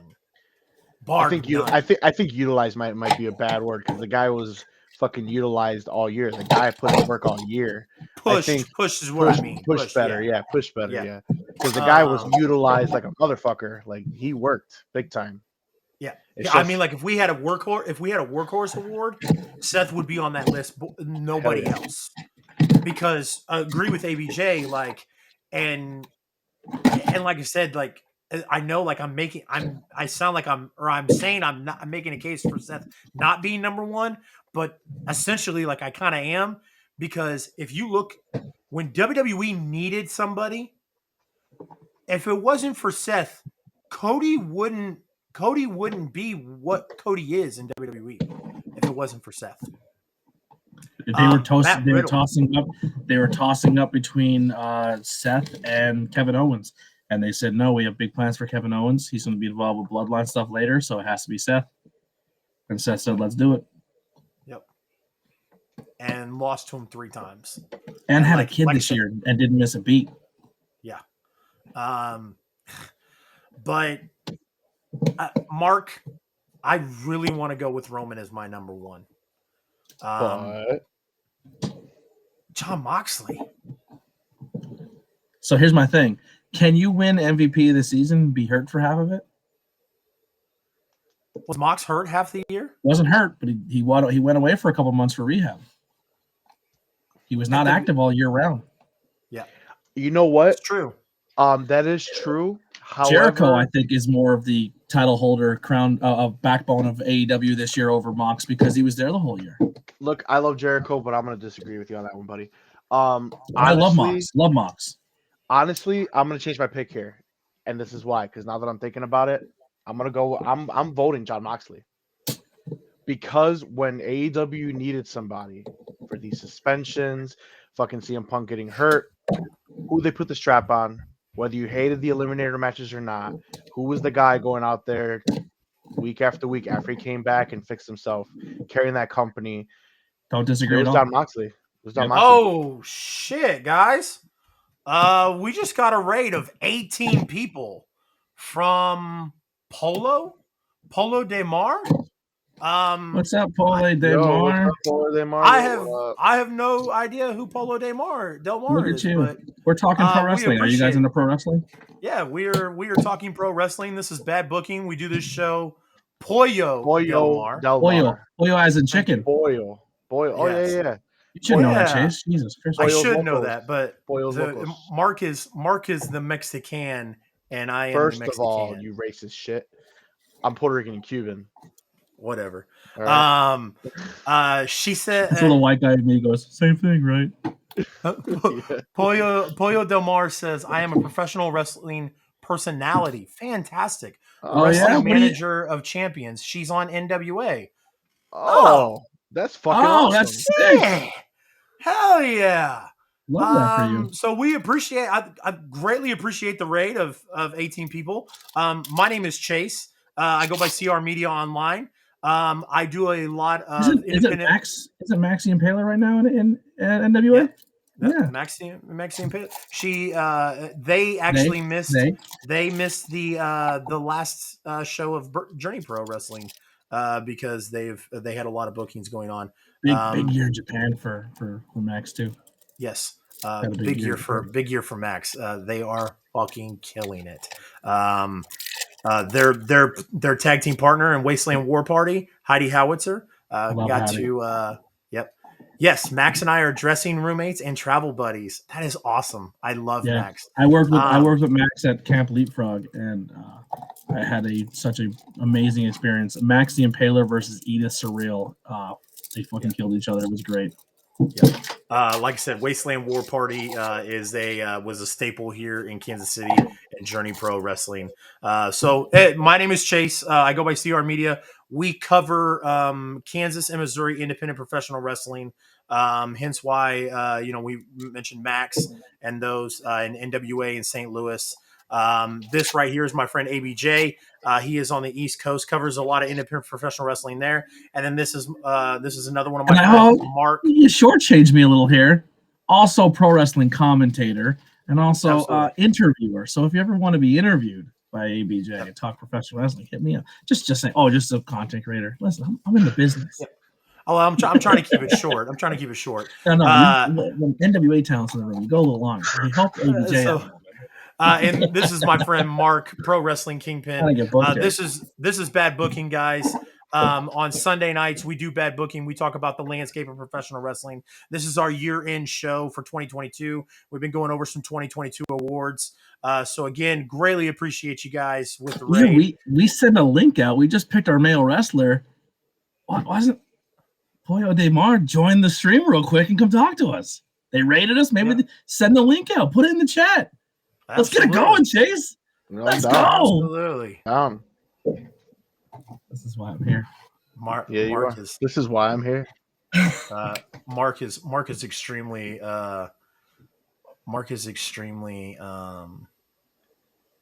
because I don't look like Pollo Del Mar. Oh yeah, okay, I got you. Mark is extremely hungover, so Mark is. Oh my god! Yeah. I'm good, man. If anyone wants to come talk, let's just do it, man. Let's just do it. Well, I've got the link in the chat. If anybody wants to come give their thoughts on the 2022 put that year, in the private chat so I can put it on my end too. I keep putting it in the Twitch. I need to put it in the whole restream. Yeah, man. Thank you so much, Pollo de Mar. I appreciate the raid. Yes. Helping us small content creators, we appreciate that. Yeah, that's awesome of you. Small content creators, we appreciate that. Yeah, that's awesome of you. Yeah. How are you? I am doing great. How are y'all? A little bit of echo here. You hear me? How are you? Yeah. Yes. I'm doing great. How are y'all? There's a little bit of an echo. You have your stream still. There's a little bit of an echo. Okay, that should be better, right? Because I muted. Yes. I muted the actual stream. How are y'all doing? Great. Well, thank you for the raid and coming and hanging out with us. Yeah, seriously. You know, my community, we always stream as old school wrestling predominantly. So we're watching the USWA from 1993. We watch sometimes we'll watch some of my stuff or talk about NWA and things like that. But one of the best parts of the community that I've built up around me through pro wrestling, through Twitch, is that we love to support small content creators. We're still small by a lot of standards. We're growing pretty quickly, but when we were looking at people to kind of raid, and I said, people were like, oh, Colt Cabana, and I said Brandon Cutler, but then I did a click on the pro wrestling thing, and y'all popped up, and I saw that you had a couple people watching. I said, nope, we're gonna go over and support these guys. We're gonna find out what they're about. Colt Cabana, awesome, man. We're taking over. Yes, greatly appreciate that. So what all? How long have you been with NWA, Pollo? So I joined NWA 73, which was in St. Louis in August of last year. I came in for the Empower show. That was my first show with NWA. Love that show. It was great. That whole weekend was phenomenal. And the St. Louis crowd, you said that you cover kind of that territory in that area. Yeah. That crowd, super exciting to work for. Very enthusiastic, very fun audience. And I was shocked because St. Louis is sort of not close to anything, but in the center of everything, if that makes sense. People were coming in from like 4 hours each way, and it brought a pretty diverse audience there. And then I returned this year to NWA. Well, then behind the scenes, I was working as a producer on like 10 Pounds of Gold, things like that. And I entered NWA as a pro wrestling persona again in the summer when we did Knoxville, when we did the Knocks Out event. And so that was my debut with them, kind of full time. And then, of course, I was back for 74, which was a very fun. Did y'all happen to catch that NWA 74, the 2 nights? Absolutely. I did not see that one. No. Yes. So we were on night 1 of 74, which was pretty exciting for us because were we on night 2? I can't remember. It kind of runs together. I think we might have been night 2. We were night 2. Yeah. The reason it ran together is because if I don't have to be my character, but I was my character both days because we had Fan Fest. So for 74 night 2, we got to go against Davey Richards, who is a hometown hero in St. Louis. Also such a huge Team name. Ambition. Yes. Well, of course, we know Team Ambition around NWA because of Tootie Lynn. We love Tootie Lynn. Davey Richards. Tootie's my unannounced girlfriend. She doesn't know it, but she's me and her. She's not aware of it yet. Yeah, she's not aware of it yet, but one day. Well, her announced boyfriend might find that pretty offensive, but yes, I know. Yes, he will. But Davey it was such an exciting night for us, that particular event in NWA in St. Louis, since that's the area you talk about, because Davey comes from there. He's a Ring of Honor former world champion. He's the middleweight champion, or was the middleweight champion in MLW, hometown hero. And we got to face him, and it was a very hot crowd to begin with. But when you go in against the hometown hero, everything is like right there for you. So for me as a manager personality, there was a lot to work with. And then Davey and Silas Mason, who is the Thrill Billy, who I manage in NWA, they put on such a great match that I legitimately think that a lot of people were shocked. By the end of the evening, we actually had an entire section cheering for us, which was kind of mind-blowing. Yes. Yeah, I love when the crowd just gets behind something like that. It's so great. I want to ask you a couple questions, but you work for a company, and they're not maybe the best positive questions, so I'll skip them. I love NWA, but there's a lot of things this year that really bum me, man. Like they kind of came out and didn't put a lot of stock or love into their women's division, and they kind of said some stuff there, and then the changing of the title, I blows my mind. I don't know. So which one do you want to talk about? Both of them are kind of yeah. Yeah. So there's a lot of things that I think that first of all, I work for the company. I don't make the decisions, and that's number one. That's the first thing I would say. But one of the things I thought was most misunderstood and misrepresented by the media, professional wrestling media, the dirt sheets or whatever. And I think I have a unique perspective on saying this because I'm a columnist and contributor to Pro Wrestling Illustrated. I wrote for Wrestling Inc. I've done a lot of. I am a journalist. I was a journalist, and that's what got me into being an on-air personality in the world of wrestling. So the statements by Billy Corgan, if people had actually not just read the kind of dirt sheet headlines and what was said, I actually don't disagree with Billy. I think that let me start by saying that I think if you watch the NWA product, you see that our women's division is presented extremely well. We show a lot of respect to our women's division. Our champion is quite literally, if not the focal point, the secondary focal point of our entire product. Our women's division is very strong, and they're booked very well. So what the statement was that was kind of conveyed in the media was that Billy said that there aren't enough women, like, and what the reality of Billy said is that there are not enough unsigned women to carry a pay-per-view like this. So what that means is, I want to remind all of us, like, we can sit at home and talk about how we think there should be a women's pay-per-view, and I do think there should be. How we want to see a women's pay-per-view, I do think, and I do want to see that. But we're ultimately not the one who's footing the bill. So yes, absolutely, yeah. The fact remains that he is a business person.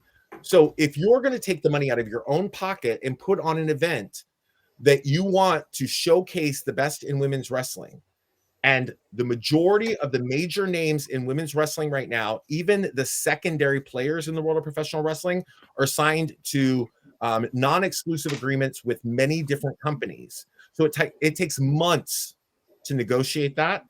You also are going to be dealing with things like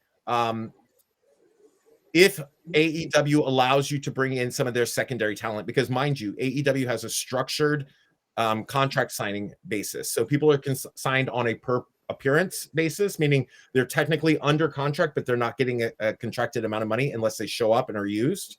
Mm-hmm. Then you have their full-time talent. And then, of course, that is sort of something that is problematic, because there was that conflict last year where AEW did support Empower to some degree, and there was a conflict that I can't speak to because I wasn't part of that negotiation, but it became very public. It seemed like they're just like, hey, we're only doing this because we want to take Thunder Rosa off you. Yeah, pretty much. That is not for me to say. But what Yeah, I will that's us saying it. Yeah. What I will say is that when you look at the landscape of professional wrestling, there are a lot of women out there. Billy knows this. Billy's constantly the independent women's scene is awesome right now. Yes, but there's a but. That's like saying that there are hundreds. If I can think of a couple dozen women's wrestlers that I think should get a showcase in Spotlight. Off the top of my head. I can also think of dozens and dozens of male wrestlers who deserve a showcase in a Spotlight. Yep. But the reality becomes that you can collect all of that talent, and how successful financially will they make putting on a $75,000 one-night event? How financially successful will that be? And then you start to look at things like, well, maybe we can pull talent from here, or we can get a big name from there. But when you are a company like NWA, if Billy were to do that financially, and we were to put on that event and give somebody major shine, are they going to even be there to contribute back to our product, or do they go back to wherever they come from? And so Billy didn't say that there's no talent out there. Billy didn't say that there aren't women who are ready for this. What he did say is that there are not enough of them who are not obligated somewhere else that we could invest in them for the long term. No, that's a huge point. And listen, I like I said, I do commentary on the independent scene in the Northeast area. I work PA, Jersey, New York, and we go to these shows and they all talk about inclusive and booking men and women. And then you go to a card and it has 15 matches and there's one women's match. One. Right. I mean, so, the independent scene is not really helping them either. Some of the independent names out there that would do really well coming in for an event like this that would have a lot of shine may come from someplace like GCW, where I also have worked in the past. We would have that, and those are some bigger names. But one of the things too that, and this is not me speaking from the perspective of like a representative of NWA, but how frustrating would it be to you, for example, like, and this is something that we can, if you're a fan of or involved at all, even on a localized level of professional wrestling, on that localized scene, I've had entire wars break out in my area here in Northern California because somebody is the champion in one small promotion, and then he's working on another promotion as like the opening act or jobbing in the mid card, and it just looks really bad. And that's why I have a hard time watching Dark Elevation and Dark, because you take independent talent and bury them.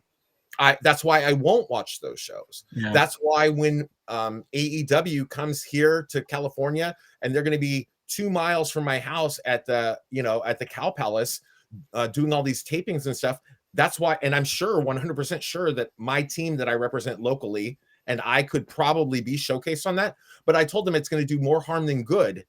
Like, I don't want to go on to I don't want to go on to a company where I'm not going to be used in a way that betters my appearance when I come home. So I saw actually Ray's Dark Wolf, I think, commented and said, like, Kai Lynn has had some great matches in AEW, but I see your point. So Kai Lynn has had some great matches in AEW, but is Kai Lynn perceived as being a top tier contender in AEW? In NWA, she's getting an incredible push in NWA, but how frustrating would it be to you, for example, if you invested in something and then that person went on to a product that is very visible and they don't win, they don't even, you know, like, they don't have that kind of showing. No, I totally agree. Of course, yeah. So, and this is me talking as a person, not as a representative. No, absolutely, yeah. But my observations in relation to what Billy said and how that was twisted, you know, those are a combination. It's hard for anybody to talk as a fan and an employee simultaneously. But yeah, that clears up a lot, though. It definitely cleared up a lot. And I appreciate that. The other thing I would say about that specific discussion is one of the things Billy made really clear. If people would actually have read an entire transcript or actually listened to the interviews that were clickbaited, is that he goes, do we want to do another Empower? Yes, we do. Do we want to present the best possible show we can that is going to do the most it can for women's wrestling? Yes, we do. Are we able at this time to do that? No. And these are the reasons, ... And therefore, we are holding off until we are better able to do that. Yeah, like, I love Camille, but like, as your world champion right now, and this is not hating on NWA, but like, when we talk about who had the best year, like, there's not much, like, there's not a lot of buzz coming from there yet. So I totally get where you're coming from. Where if you invest a lot of money into a show, are you gonna get your profits back? Now, unfortunately, Camille should have a lot of buzz. Yeah. Because if people watched NWA 74. Camille and Camille stole the show on night 1. Camille and Max stole the show on night 2. Period. Hands down, into the discussion. The reason that Camille is not getting the buzz that she would if she was somewhere else is very simple. She's the NWA World's Women's Champion. We do not have 1 million people tuning in every year. We also don't have the PR machine that even Impact does, because our numbers in terms of viewership are just as good as Impact, but we do not have a PR machine that does quite as well as Impact does about putting that stuff out. Yeah. No, Absolutely. I totally agree. Yeah. So in terms of the belt going to Tyrus, I don't have anything to say about that. That is not a decision that I had anything to do with, obviously. It's also you know, from a political standpoint, which I don't really, I can say this very, very, very clearly and with 100% honesty, I do not feel any politics in our locker rooms or our dressing rooms. So whatever a person's personal leanings are politically, that has never impacted the environment that I work in. I think it could go without saying, anybody who's watching this and is unfamiliar with my work, Google Pollo Del Mar Pro Wrestling, you will see that I'm about as far polar opposite of Tyrus politically as anybody could possibly be, but I've never had a negative interaction with the man. And my interactions with him go back to when I was a journalist 10 years ago. So I've never had a negative interaction with him. Do he and I see eye to eye on our politics? The fuck we do. No, we do not. Absolutely. No. But I've never seen, felt, or experienced any of that coming into our locker room. Yeah. So what I do believe is that Tyrus, for the year that he held our TV title, I was unenthralled by that. And the question became for a lot of people, does putting the world title on him change anything? Because he was already on Gutfeld or whatever with the title. But one of the things that I do think has changed, Tyrus has a very solid following on social media. And Tyrus, I think, held back a lot of the promotional opportunity that he had as TV champion. And we're seeing a lot more of that interactivity, him talking on his social media about being the NWA World Heavyweight Champion, talking about things in a different way and in a different light because he has a different role within the company. Will that pay off? I don't know, but is it, if I had the pencil like Billy does, and I had the chance to take a gamble that, maybe in 3 months doesn't pay off and things can just be rerouted in a different way. If I had a chance to take a gamble on somebody who has 600,000 followers on Twitter and I could get that person to talk about it 3 times a week or whatever to engage his audience, I might very well do that myself. You know what we should do? Just because he's bringing the title on all of his right-wing TV shows, there's just the best way to do this is book him versus Effie, and then when they play clips of the match, NWA champion Effie, book it now. I think that it's very interesting to talk about Tyrus as a personality because of how polarizing he is, and I definitely think that I would like to see. I think that there's a way to wisely and smartly book Tyrus as the champion, and I just don't know. I don't know where this is going to go. We are a situation where I show up for my TV tapings. I actually have I just got my paycheck from my most recent taping right here. I haven't even deposited it in the bank yet, but I show up for those tapings. We do what we're going to do, and then sometimes we, the players on the show, are almost as surprised but where things play out as other people do. Most of the people on our show probably not in the know. I sit in on some of our agent meetings. I sit in on some of the production meetings and some of the booking meetings, but that's because I have like a role that has crossed different paths, and I sometimes will do that. A lot of times I don't. I just want to be able to go and personally enjoy my experience. And luckily, when people talk about Tyrus's politics or whatever, I also have to say, and I'm not defending him or that, people can feel however they want. When I read his thoughts, sometimes I feel a certain way too, but it has never made for an awkward workplace experience. That's positive to hear as a fan that's it's not carrying over.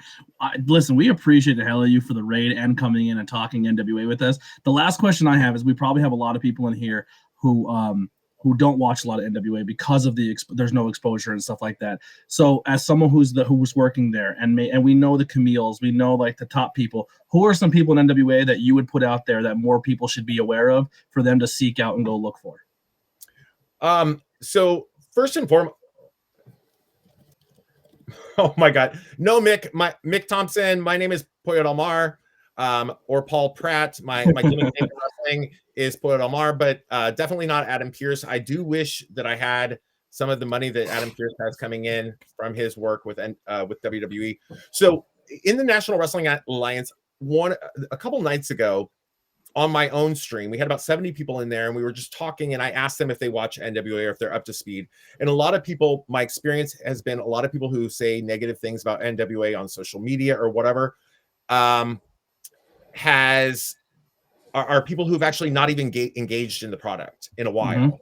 They may not have, and that, by the way, just for like the general statement, people in professional wrestling love to talk about shit they've never even experienced firsthand. They have an opinion on a match they've never watched. They have they want to cancel a wrestler they're not even aware of. It's just a very unique situation that we experience with our fandom, the best and the worst all in one. But I asked my own following, like, who of you watches NWA? Why don't you watch NWA? What are your reasons behind watching NWA? And so they told me all of their things. What you're asking these questions, we work in a very small environment. We're all aware of the positive and the negative that is said about our product. But the reality is that a lot of people are not familiar. So I encourage them to go watch so that they could figure out who to be interested in and then come back to me. So people in our company that I think are ultra engaging, I think Jack Stain and his manager or Esquire, Chris Silvio, super talented duo. Chris Silvio is my personal all-time favorite OVW heavyweight champion. I loved his work in OVW, and it was, I was kind of low-key fanboying over getting to work with Chris in person, and now we've become friends, and I'm very pleased about that. So I think that those are very good as a duo. Somebody who I think once he gets past where he's at right now, because he's working in a storyline that I don't feel people are engaging with as much as they can in the near future. EC3 has joined us. I definitely think that they're familiar with him. They are a little bit turned off. Some people are turned off by the whole control your narrative thing, but I don't think that that's going to be the end all be all for him. I think he has a tremendous amount of talent. Dak Draper. Sure does. Dak Draper, so incredibly talented, big man, very skilled, Great look. Great look, exactly. Very handsome, very put together, very talented. I think there's a massive upside on him. So there are, as well as I managed the Throwbelly Silas Mason. People, I think, initially responded super negatively to us as a pairing because of the juxtapositioning of what he is and how he's perceived in the world of professional wrestling based on his look, how I am, who I am, how I'm perceived based on what I do. But honestly, the combination of us together, I think, is very entertaining. Very, very entertaining. So, I mean, I can't put over other people in without putting us over. Absolutely. I think Mecha Wolf and Bestia Seis are NWA World Tag Team Champions. One of the best teams in the world. They go back and forth between working with us and touring around the world and working for AAA. When we partner with AAA coming up in March, I think people are going to get to see a lot of how well our talent stacks up against some of the best in the world.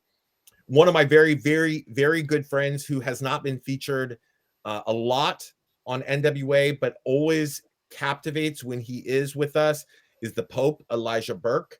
Pope is an incredible promo. Just got dropped in the chat right before you said it. Yep. Yeah. So the Pope and I co-host a podcast. If anybody's watching this and hasn't listened, it's called Pope's Point of View. Pope and I talk pro wrestling about all companies as well as our own home company and just shoot the shit on a weekly basis. It comes out on Saturday mornings, 9 a.m. Eastern. You can look that up on any podcast platform. Pope's Point of View with Elijah Burke. Very, very talented. Oh my God. You know, there are so many people in our roster who I think have superstar qualities. And I think that there are people who, you know, I think that there are people who are just getting their footing in the world of professional wrestling. We have some young wrestlers, people like Kerry Morton, who's only with us, you know, a couple of years already, the son of a legend, Ricky Morton. Young people. Kerry versus Kerry and Deppen recently on GCW was awesome. Yes, and you know that's a match that I haven't seen yet. And Tony Deppen is somebody I love too. These are friends of mine. Kerry is so young; he's still in college. He's like 22, 23. Huge future ahead of him. We have a mix of these people like and Joe Elizondo, who is a young wrestler who is also with us. Matt Vine. These are all young people who are coming up in the world of professional wrestling. And then we have people who are established superstars. Chris Masters, formerly Chris Adonis in the United, Chris Adonis, formerly Chris Masters in the WWF. And Chris is still in impeccable shape, can still go, definitely has a lot of gas in his tank and is showing no signs. You know, I just saw Steven Chambers. Stevens knows what he's talking about, apparently, because he's a wrestling guy. Yeah, he knows the stuff. Yeah. Colby Carino, love him. So Colby Carino, the dirt sheets reported at first. It is the truth. He is at least doing a WWE audition tryout situation. We don't know what his future with us will be, but I love Colby. Colby and I were briefly roommates on a tour, actually in St. Louis, the 73 tour. I'll be with him this Saturday coming up. Oh, please send him Hamburg, Pennsylvania. He's such a great guy. I love that kid. Great guy. Absolutely. So we have this awesome roster, and it always frustrates me when people will shit on NWA basically, and you say, well, what do you not like about it? And they're like, I haven't watched it since not 2014. And I'm like, well, how the hell do you know that you don't like it? Yeah.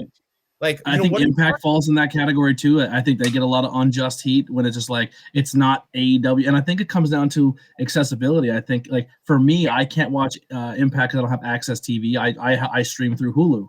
One of the biggest things when we used to do my other show is there was 3 or 4 people on our show who loved NWA. They watched that religiously when it was on YouTube. It was their favorite thing to watch. Then the pandemic happened, and it kind of took the break there. And then when they came back, you guys went to through Fight TV, where it was like a paid service. And I think that's what really ruined a lot of people, because at the time it was tough financially for people to subscribe to it. And then just by the time it came back, it was tough for them to bounce back into it. But you can watch first on Fight TV on Tuesdays at 6:05 p.m. Eastern Standard Time. But both of our shows broadcast on YouTube. We rebroadcast Power on YouTube on Fridays at 6:05 Eastern Standard Time for free. And then at 9 a.m. noon Eastern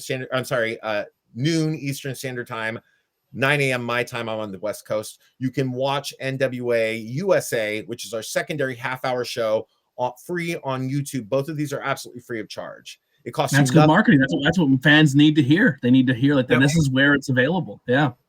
So definitely head over to NWA and subscribe, hit the bell, and you'll never miss when it comes on again. Yeah, absolutely. And, questions about Australia, I don't know what the accessibility or availability in Australia is.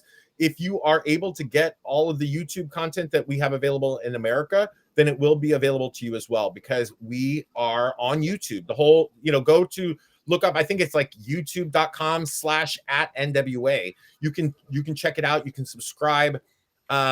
It's something that I encourage people to watch, because this most recent, we film in what we call TV seasons. Every taping is a season. This season was the closed set Champions Series, where all of the cast was the audience, and we were broken into teams, and it's a whole thing similar to kind of a Money in the Bank situation, where the winning team, ultimately everybody on that winning team gets a guaranteed title shot. And what you're seeing is a lot of mixtures of personalities, a lot of matches that you would not normally get if we were going by the structure of our normal, sort of booking techniques or the storytelling. It's pretty fun. Dalton Castle has never really been with NWA. Jakey Bakey. That Dalton has. I've been with the company for the better part of a year and a half, going on 2 years, and Dalton has never specifically been with us. I do know that I think Dalton came in, maybe did a couple one-offs. It's something that we are able to do. People can jump in. They can do a loop of TV tapings, which happens over like a 4-day period, usually in conjunction with a pay-per-view. And then you'll see them on our programming for 4 months or whatever, because it's spread out that way, but they may not be with us or signed to us or part of our regular roster. I love the studio taping stuff. I love it. That's my favorite. During the pandemic, that's what we did a lot on the independent scene. We found locations where everyone, took their test, did everything properly, but just filming when the talent is the crowd and they're the ones feeding in, and it just leads for really good moments.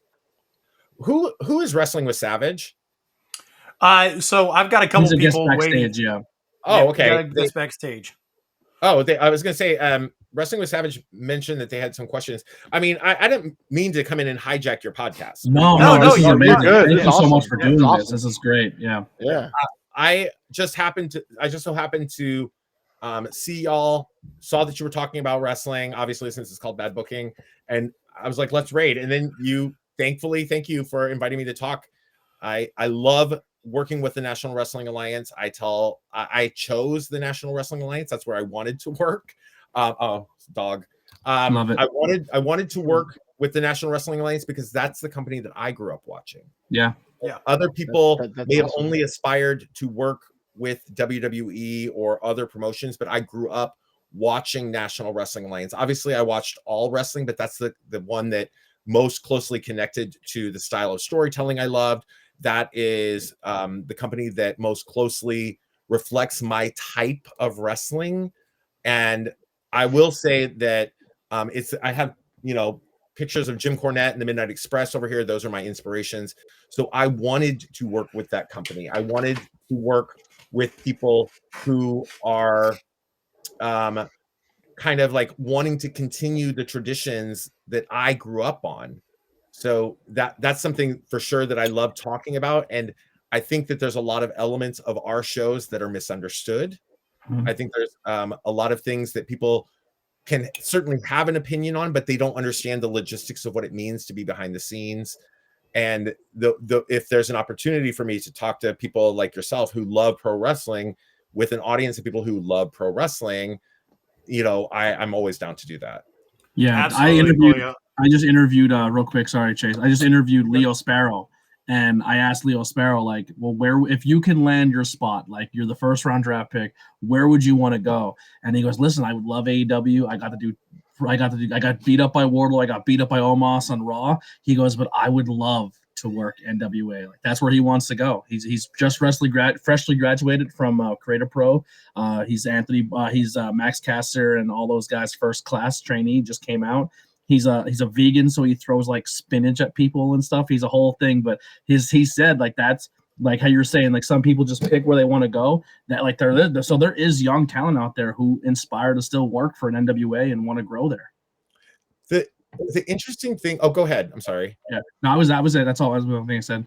Oh, the thing that I would like some people to understand, when in the world of being a professional wrestling talent of any level or any kind, certainly what all of us want is to have the most eyes on us, to make the most money, to be the most visible, to have the biggest impact. That's all very true. I think that is what you should want if you enter the world of professional wrestling. But once you're on the sort of on the other side and you also have to ask yourself things like, how satisfied would I be with my career? Let's say if I did sign with AEW and I went and joined a roster of 500 people where I may get to be showcased on Dark or Elevation once every week or a couple of weeks or 3 weeks, and it wouldn't be in a flattering light. And if you're a young talent and you actually are recognizing that some of your prime years and prime opportunities are passing you by, that while you're sitting on the bench waiting to get called up, is that really better than being on a smaller product where you get better showcasing, better creative opportunities, better opportunity to become the personality that you want to present in the world of professional wrestling, and perhaps actually make yourself more marketable, that so in 2 years' time you would get called up to one of those bigger companies at a far better position. Like there's a great deal of benefit to working for a smaller company like an NWA, or there is a far greater opportunity to do something like a GCW where you can work routinely and you're not locked into a contract that prevents you from doing anything, and you really don't have to go through even the minimal amount of red tape that AEW gives you. Because if you're only signed to like a per appearance booking contract there, you're not really signed. You're sitting on the bench waiting to be called. They get first right of refusal, meaning if you have something else and they call you, you have to drop it. And then, you're not really being presented necessarily in the best light.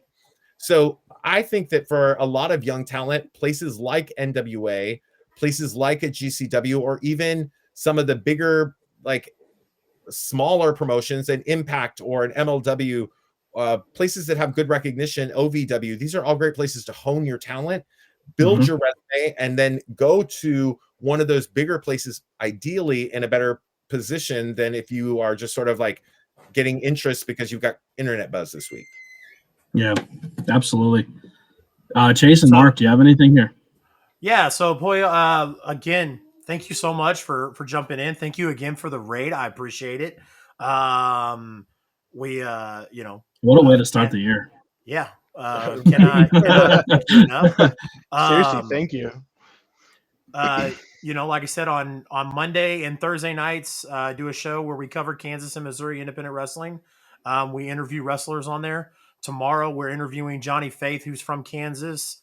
And then Thursday, we have a special guest. I'm not supposed to say this, but Thursday we're going to have Angelina Love on the show because she's working in St. Louis. So you got that breaking news. My tag team partner is going to be upset with me, but that's all right.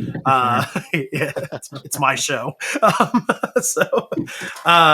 Would love to have you tune in if you're not busy. We go live at 8:30 p.m. Central Time, and hell, Pollo, would love to have you on to promote any NWA St. Louis stuff going on in the future. So, well, I appreciate it. The next time that I know that we're going to be in St. Louis will be for NWA 75. We've already signed that. We've already announced it. It's out there.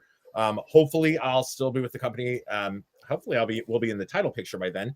I love the fact that your chat has sort of exploded. So, yes, I love I that. do have. So I've got a gentleman in the backstage area because I put the link out there, which also gave people in the chat an opportunity to. Because I didn't directly message it to you, and he has been begging to come in, so I'm gonna let him in for a little bit, and we're gonna I'll let him ask some questions for you, and then Okay, if you don't mind. If you don't mind, okay. I was just gonna. I told my group I was like I got to log off because I got to go write my next Pro Wrestling Illustrated column, and then I came in here, started chatting with y'all, and let's go. Yeah, we appreciate your time so much. Before I do that, he's been waiting. So he can wait a little bit longer.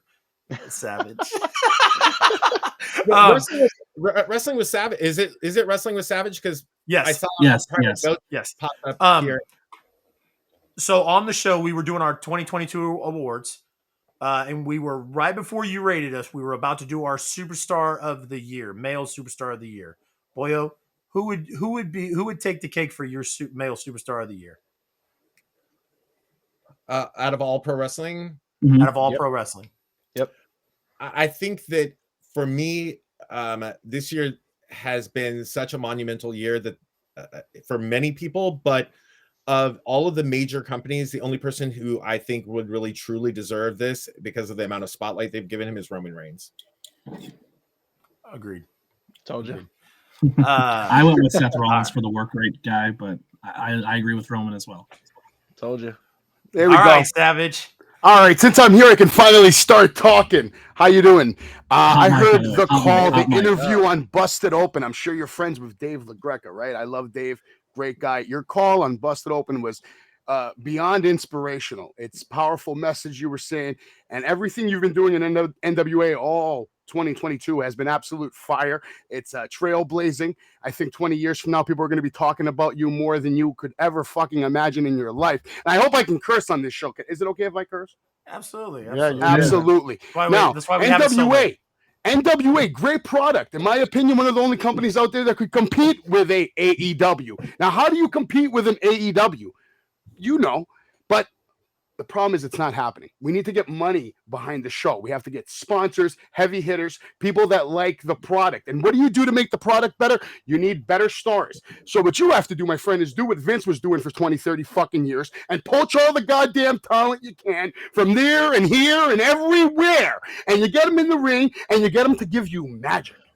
And you get them to give you storytelling. And you seem to be someone who really understands the psychology of professional wrestling, what it takes to get in the ring and not only tell a story, but put on a show at the same damn time. And that's what's missing in pro wrestling today.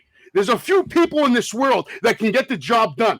I'm one of them. The other ones are out there. They're scattered throughout the universe, shining bright. If you want a star, look no further than Savage. Because I'll come to NWA and I'll cut a promo better than any human being you will ever put in that building for the rest of your life. Now, I think me and you could make some money. I think me and you, someone like me and you, could make some money by telling stories that the other companies can't compete with because they're not on my level. They're not on your level. And as a matter of fact, I think if you let me create a stable for you in NWA, I think I can correct the foundation of professional wrestling as you know it today.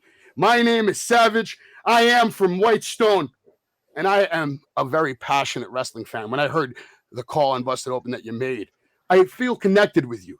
I feel like we're almost family now, if that makes sense to you, sir. So I appreciate you giving me this little time.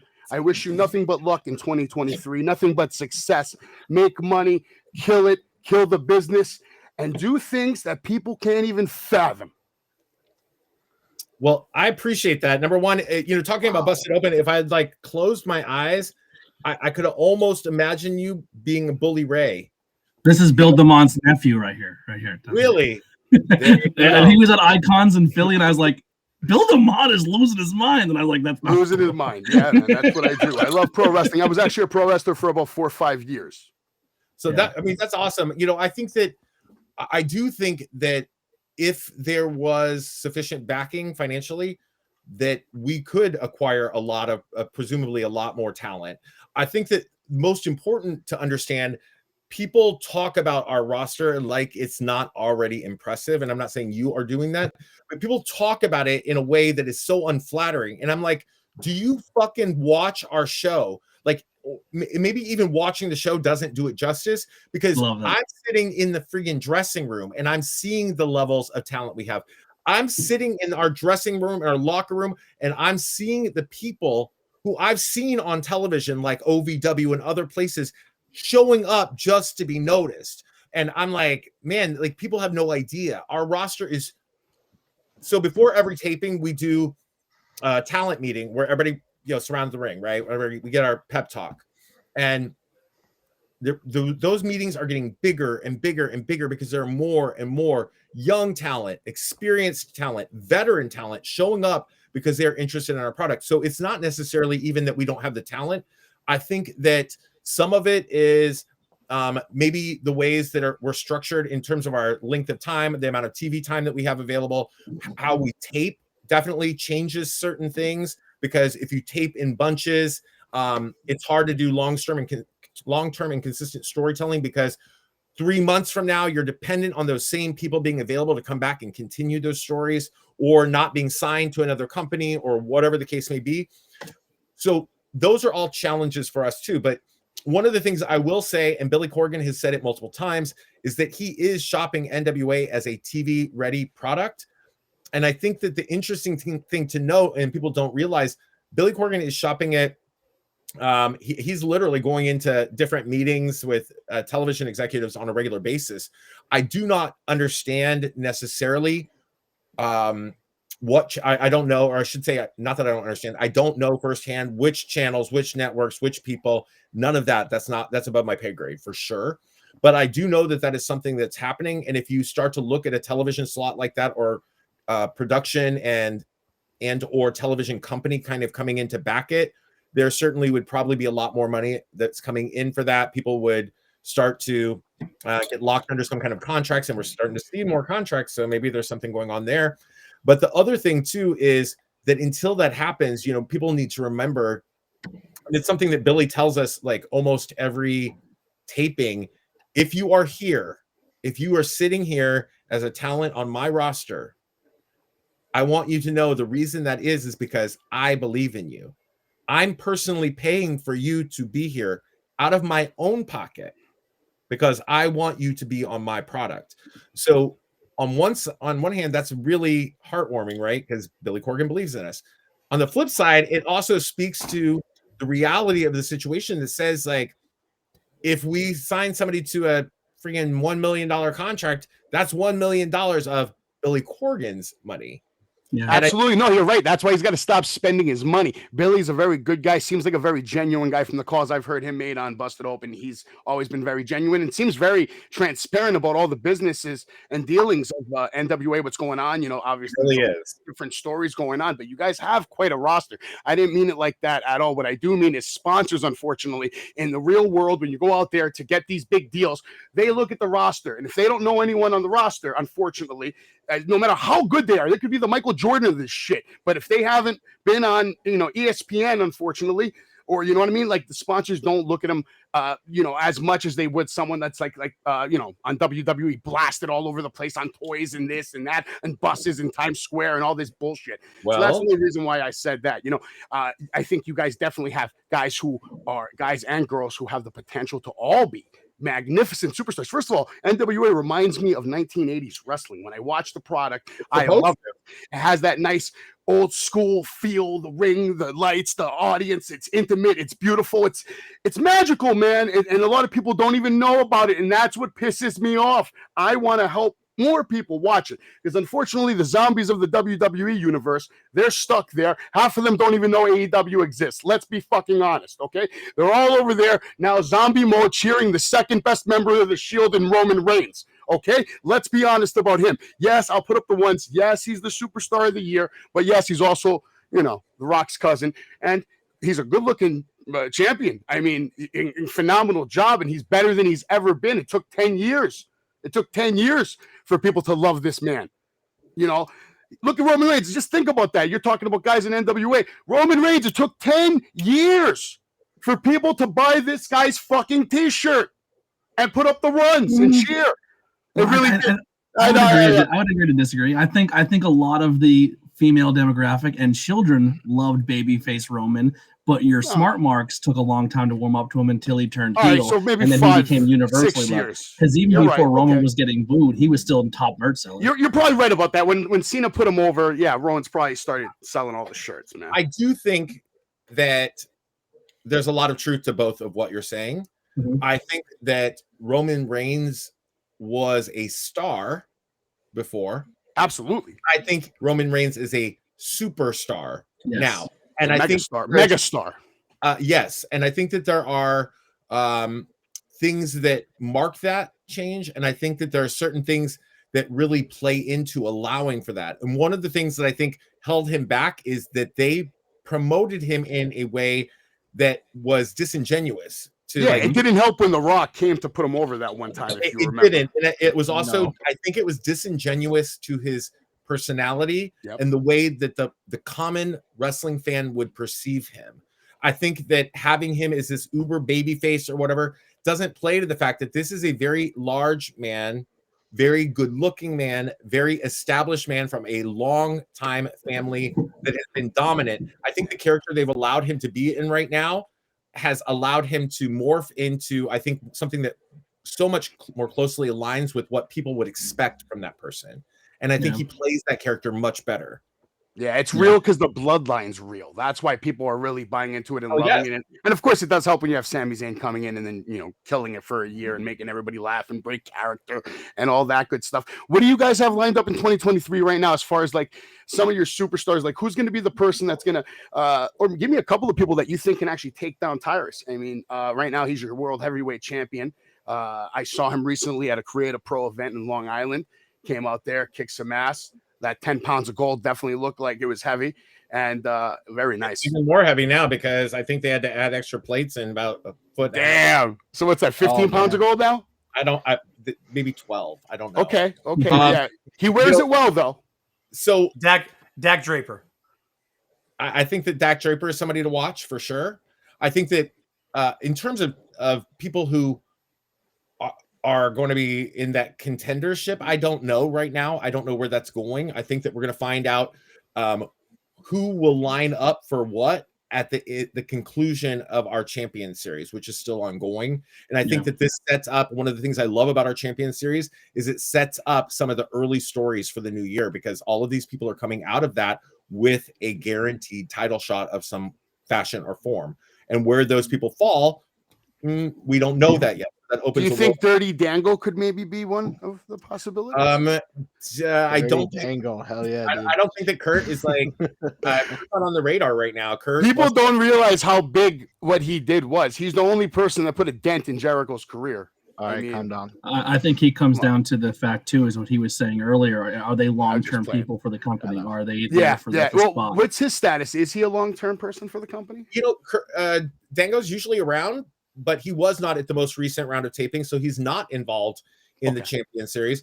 Dango has also not been a solo player in the National Wrestling Alliance. He's always been a tag team wrestler with us, and that's been the role that he's been in for a while. I think part of that is... No, I was meant like in the future, like later in the year. Maybe we can repackage him. I don't know. I can't speak to that. I don't have that knowledge. And somebody asked about Davey Boy Smith Jr. in the chat just now, Steven.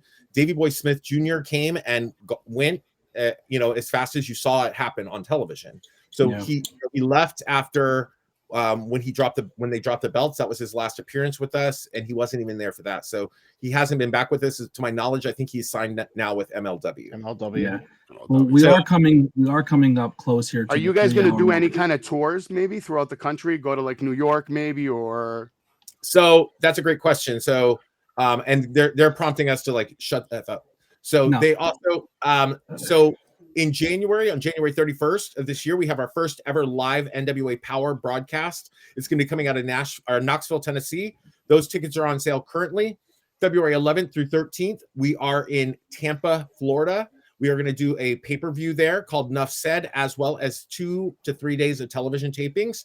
We're going to be doing that, preparing our product as we come up on our big partnership with AAA, as well as the Smashing Pumpkins, which will see the National Wrestling Alliance and AAA put on a joint show in Mexico City. I believe it's on my calendar is literally right here on March 4th, I think that is. So we're going to be seeing that. Those are major things. You know, NWA taking the world title out of the country, our product out of the country, partnering with one of the greatest promotions in the world in AAA. So that's something that's coming up. And then after that, I don't know our actual calendar, but we will be looking at things like the Crockett Cup again. And then, as you know, then we were, moving right back into the summertime as we head back towards NWA 75 in St. Louis. I'll throw an idea for you to tell the boy. I would do a tour, sell tickets, and then do free meet and greets, and do it in a high density mall area right outside the mall for fucking free in the parking lot, and show everybody all this wrestlers and the badass. But fucking set up a ring across the street from a mall in every city for a fucking year and show everybody the talent you have live for fucking free. Let them come and meet them. You'll see the ratings go up. You'll see the subs go up. We'll bring more people in. Maybe an idea to do something like that. I would love to see something like that, man. Give back to each community, put on a show, and spread the word about what you guys do. I will tell you this. I think that the partnership that we have with AAA and Smashing Pumpkins, obviously Billy Corgan owns us, is my boss. Smashing Pumpkins touring, doing a very successful arena tour right now. I suspect that there could be opportunities going forward for more festival type ideas like this one that's happening at AAA, where what that event in AAA in Mexico is, it's going to be a rock concert in a stadium. That's and there's going to be stages set up on both sides, at both ends of the stadium, and in the dead center of it is going to be our wrestling ring. And so from what I understand, there's going to be bands playing, pro wrestling for 2 hours, bands playing, headliner. Sounds like a pay-per-view. That sounds amazing, dude. I'll tell you what, though. Wow. In some aspects, I think some people go, well, they're there to see the bands. They're not going to care about the wrestling. But I worked 4 shows. Yeah, I worked 4 shows this year where they put a wrestling or event, an indie wrestling show during a Comic-Con, like a Comic-Con thing. So everyone's there for Comic-Cons and pop culture and stuff. They ran out of space around the ring because everybody wanted to be in there. You could set up a pro wrestling ring everywhere. People will watch. Dude, they did Tony Deppen did a brew fest.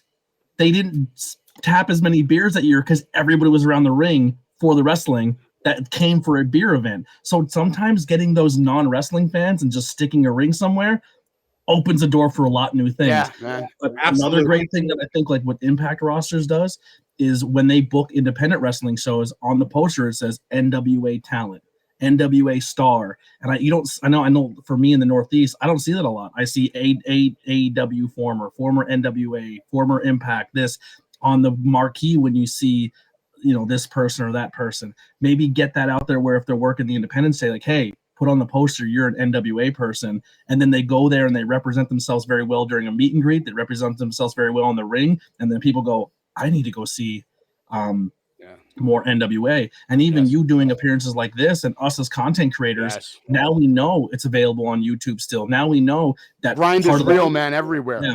Now, like during the fight deal, are you guys part of that subscription service where it's like lumped in with a lot of other promotions like the GCW? So if you subscribe to Fight, NWA is part of that? I don't know that. I think that we're a separate service. I think GCW is a separate service as well. Fight has a thing now where you pay $5 a month, and there's a handful of promotions that now are part of the. Instead of paying per show, it's like you pay that subscription. I don't think we're part of that. I think we're a separate service. You have to pay separate. But I have my NWA subscription separate to my usual. Well, what is the NWA subscription? What is the cost? It's $7. That's not bad either. No, it's super affordable. $4.99. Yeah.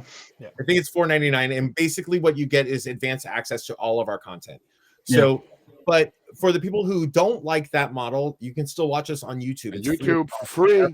Every Friday, every Saturday. Free. There's no excuse to not watch NWA every single week, man. That's where more content creators need to push that. More content creators need to, because the thing is, like, a lot of people don't like NXT 2.0, but a lot of people are saying, yo, if you just invest your time in it and learn the characters and see what they're about, the more you invest yourself in a product, the more you're going to find something you're going to like. But the more you read the dirt sheets and telling you why you shouldn't watch it, it's just making it harder for you to subscribe and get a part of it.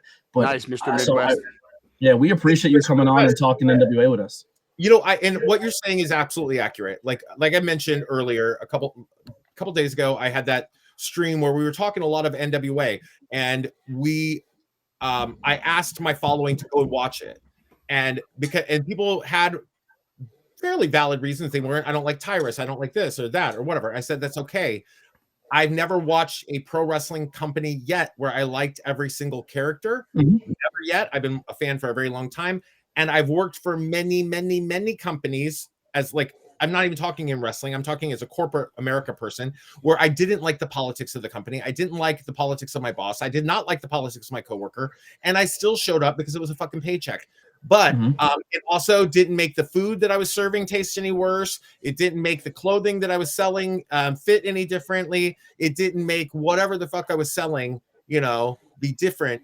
And what I did is I said to my following, please, if it, for no other reason than the fact that on this episode, on this season of NWA that we filmed a few weeks ago, all the way until whenever we film our next stuff, I'm sitting second row or first row every single match, and I'm screaming my brains out. So at a minimum, you're going to be able to see me if you like me, and will be entertained modestly by me.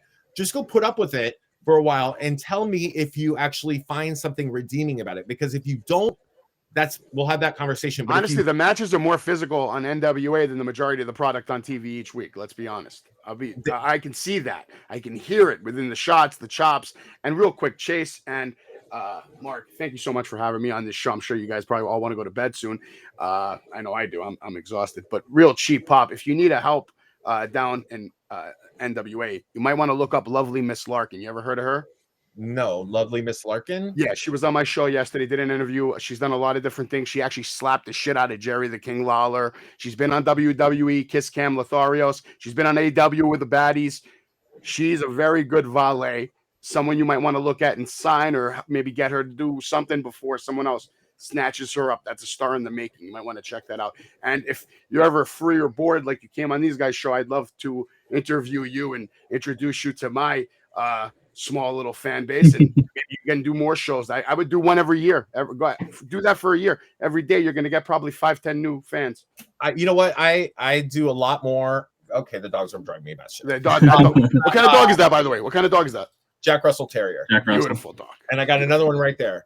Nice. So, you know, I will say this: I am probably too accessible in terms of professional wrestling talent because I interact with people a lot. I talk about it because I'm passionate about it and love it. And I feel like in terms of being an ambassador for NWA, there's people who have 500,000 followers on Twitter, and that's their ability and way of doing it. My way is much more grassroots. I come on randomly and talk to people about our product, why I love it, why they should love it, or at least give us an opportunity. Dude, follow me on, all of y'all follow me on Twitter. I'm very I got you. I followed you on Instagram recently. Perfectly. Yeah, I just followed you on everything too. Just hit me up, and TikTok, if there's an opportunity to talk again, let's do it. Yeah, and listen, what you're doing tonight is exactly what needs to be done to help anything grow.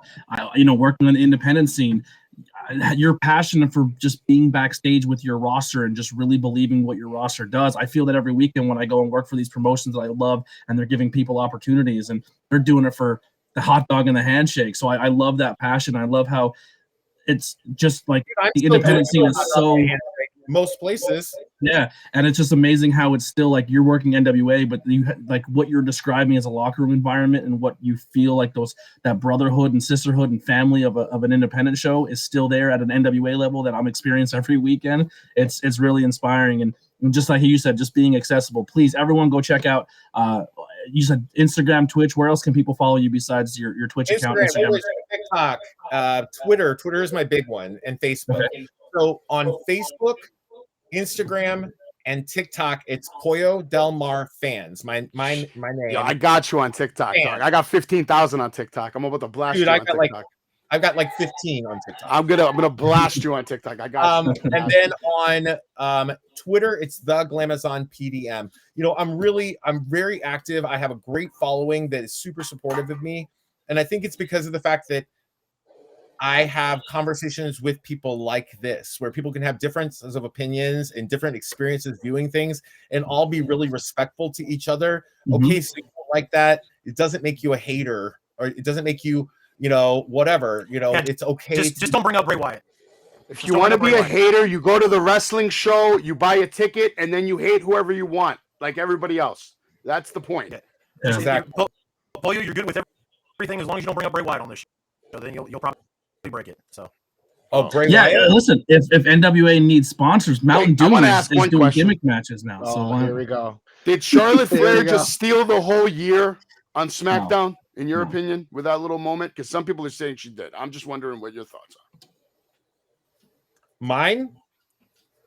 My thoughts are I haven't watched Friday's SmackDown, so There you go. I like it. I love that answer. Fuck SmackDown, man. Fuck 'em. Everything that happened this year for Charlotte to come in the last day and steal it, that's crazy. 2022 was a crazy year It's a for big wrestling. moment. It really is a big moment, though. It's wild.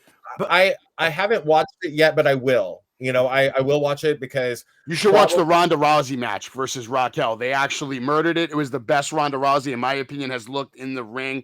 It took a few years, but she got it. She is because Brian Kendrick is back helping her out. And that guy's a so good right now. I'm sorry, I can't get into Ronda Rousey in the least at all. Not at all. It took me a long time. It wasn't easy. I can't do it. She has no perceivable personality. She has limited in-ring skills. And unfortunately, she looks, for a person who is so accustomed to just getting her ass kicked or kicking somebody else's ass, she always looks terrified when she's wrestling. And I don't quite understand it. There's a massive disconnect with me in those capacities. And then when I look at or examine the things that she said about other things that are important to me, it's you don't get a pass from me. I'm sorry. In my opinion, she's had 3 real solid moments in WWE. That was the all over Falls Count Anywhere match with Charlotte Flair. That looked good. The segment she had with Natty, where she threw the stroller at her, that was good. And last night was good. And everything you just said pretty much described 98% of her career. But I would recommend, when you have time, watch her match with Raquel and see if maybe you see a little difference. Like when was her match with Raquel? Friday night. Friday. And then Flair came out and just challenged her, and Shayna Baszler was begging her, no, don't fight her, don't do it. And of course, Ronda doesn't listen. She fights. Flair puts up a little bit of a fight, but in the end loses. Yeah, I will go. I will be going back to watch SmackDown. We cover this kind of stuff on Pope's Point of View, the podcast I co-host with Elijah Burke, and I just haven't got a chance. Friday night I don't remember what the hell I was doing on Friday night, but it was something, and it wasn't this, and so. I'll catch up on all my wrestling. Any word on Matt Cardona? Is he coming back at all? Hell yes, Matt Cardona is coming back to NWA. At our live pay-per-view, our live power on the 31st of January of this year, Matt Cardona and Tyrus are signing their contract for their big match at Enough Said. Nice. He's going to have a new scar in his head, compliments of the barbed wire bat that I made for Bully Ray. Well, I actually anticipate hopefully Bully Ray being back with us as well. Bully's been on a series of shows with us. And I'm enjoying what he's doing with us. I'm enjoying what he's doing with Impact. Yeah. Him and Tommy are kind of killing. A lot of people are loving that. All the old school fans are digging it. I do wish that. What was that? Well, earlier on the show, that was one of my critiques of Impact. I said they have a very young talent roster, and they can literally build the future with young guys, and then they bring in these older guys, and they kind of. It's for the pop. It's for the cheap pop. That's all it is. It's for the old school cheap pops. I want to see you build Ace Austin and Master Slavovich and Deanna Purrazos. I don't. Right. You're not wrong. And they are doing all of that. To their credit, they are building these people. Yeah. And they, but at least once a year, they have to, for whatever reason in their mind, give that kind of showcase over to these former ECW people. The problem I have with it is I can't imagine. You're not old enough to remember when Tommy Rich was like the big thing. Fired up. Someone fired up. In 1981, Tommy Rich won the NWA World Heavyweight title for exactly 4 days. For the rest of his career, which is still quite literally going. To tell everybody. That's all people talk about is his 4 days as NWA World Heavyweight Champion. I cannot fathom being a pro wrestling personality or a competitor who spent 3 years in a company and 40 years later, that's all they want to fucking talk about. Poor Tom, poor Tommy Dreamer. Like the dude's entire career started and stopped there, even when he went on to other great things. That's all people want Well, to talk about. to give some fairness to him, I mean, people are talking about Super Bowls they won 40 years ago in one game. I won the Super Bowl. I won that one game. But that is a different thing. Not to him, though. But that is in his sick mind, he thinks it's his Super Bowl. that is a career-defining moment. Saying to somebody, I won the ECW world title. That's a career-defining moment. Tommy Rich winning the NWA, that's a career-defining moment. But if nobody allows somebody to go on in their career, like Tommy Dreamer has done, honest to God, I feel bad for him because his role in the world is to come in and basically spend like the last 30 years as a jobber, putting people over because he's a former ECW world champion. Well, what credibility does he have? He's an incredible person, very nice individual, great professional wrestler, but where's the cachet? Like he doesn't win. So he still has his fans and he still has his purpose. Like, unfortunately, absolutely, that's I think he's a very cool person. Yeah. I actually feel what my experience here, what I'm trying to express is that I feel bad for him. He didn't get booked as well as he should have, obviously, throughout the years, just like a lot of guys. Let me ask you a question. Who's the most underutilized person in the history of professional wrestling, in your opinion? The most underutilized? In my opinion, it's the Big Show. Oh, God, I feel like he was overutilized. Well, you know what I mean? They didn't make him look like what he should have looked like, though. That's all I'm saying. No, and there's a reason that they didn't do that. WCW did, though. I thought WCW did an okay job in the beginning. You're aware of why that can't happen, right? Tell me. The reason that can't happen, the reason he cannot be utilized fully the way he should, is because of the fact that for that character, you cannot consistently have them in the same company. That type of character has to leave and go and be the same character and do the same exact story somewhere else where they are undefeatable, they're crushing, they're killing, or whatever. Because once you're in a consistent company for over a period of time, once somebody has broken that mystique, it cannot be recreated. Yeah. It is done. You can only be undefeated one time. Therefore, you can only be undefeatable one time. But they made him look stupid on his first night in WWE when he helped Stone Cold win the match by throwing him out of the cage. That pissed me off when I saw it the first night. Well, with him, I think the problem became that he wanted, he also, there's something that presumably isn't very fulfilling to someone who's actually a good actor like Paul White is, for them to want him to play this very narrow character, right? Yeah. And they could have packaged him initially not as the Big Show or not whatever. What if they had given him some kind of a gimmick character very similar to a Kane or an Undertaker? Now that would have given him greater legs. Captain fucking Insano, and I'm all here for it, baby. I'd love to see Captain Insano come out and just beat the shit out of some people. Okay, Crazy Savage, you and I are talking, and they are deceased. They are absolutely. It's been a 3-hour stream. It's been a long night. But we want to thank Wrestling Savage. Check him out on all social media, as well as Pollo de Mar for coming. Thank you so much, seriously, and talking NWA with us. And I hope more people in our stream and people who watch this back give NWA a chance. Just go do it. Go check it out. It's free on YouTube. If you have Fight, go check it out there. Lots of great stuff coming. They just filmed a whole bunch of things. What you were saying earlier about possibly looking for a TV deal, dude, remember how awesome that studio-style thing worked for Lucha Underground on Netflix? We need more wrestling on streaming services. Yo, Netflix will probably do a whole documentary on you 24 hours a day if you talk to them. Yeah. I have no idea what Billy's got in store. Yeah, that'd be cool too. But seriously, thank both of you for coming on. If anyone else wanted to come on, sorry, we are running very long here. Mark and Chase, they're on different time zones than nothing all but three success of us in 2023, brother. But thank you all for having me. I appreciate you. Thank you.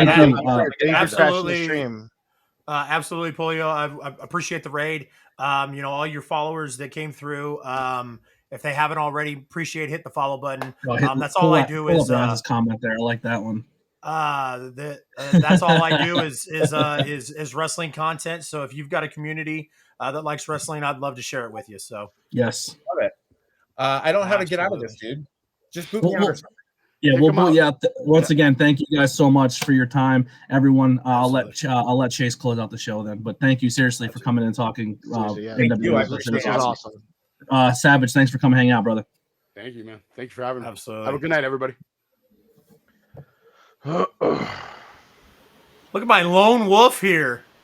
We're gonna still go. Oh man, No, I'm tapped out we right love now. you. We love you, but I saw. I didn't want to bring a bunch of people on when Pollo was on because I didn't want. We already had too many people talking over themselves. Yep. So I didn't want to. Do that as well. No, thank you, Pollo. Thank you, Appreciate Pollo. it. yeah, that was so cool. That was such a fun time. Really nice. I was afraid to ask those two questions, and they were very upfront. We're like, I'll tell you that. That's so cool. Those I went hitting, bro. and got my computer. Oh, see, if you would have messaged me that, I would have let you in. Listen, we'll talk in the Discord. It's been a long night. If you guys want to hang out, head over to the ABJ Discord, and we'll talk all night there. But we are beat. When I saw you sitting in there, Axel, I was like, "There's no fucking way I'm letting Axel in here with this shitty ass mic." But I have my computer now. Oh man, that sucks. Hey, you know what? Next time, Axel, if Pollo ever decides to grace us with their presence again, yeah, I got you, Axel. I got you. Pollo is one of my favorite wrestling queens. Oh man. All right. Well, Axel, have a fantastic night, and we're gonna close this out. All right. I love you, sir. All right. Fuck out of here. Anyways.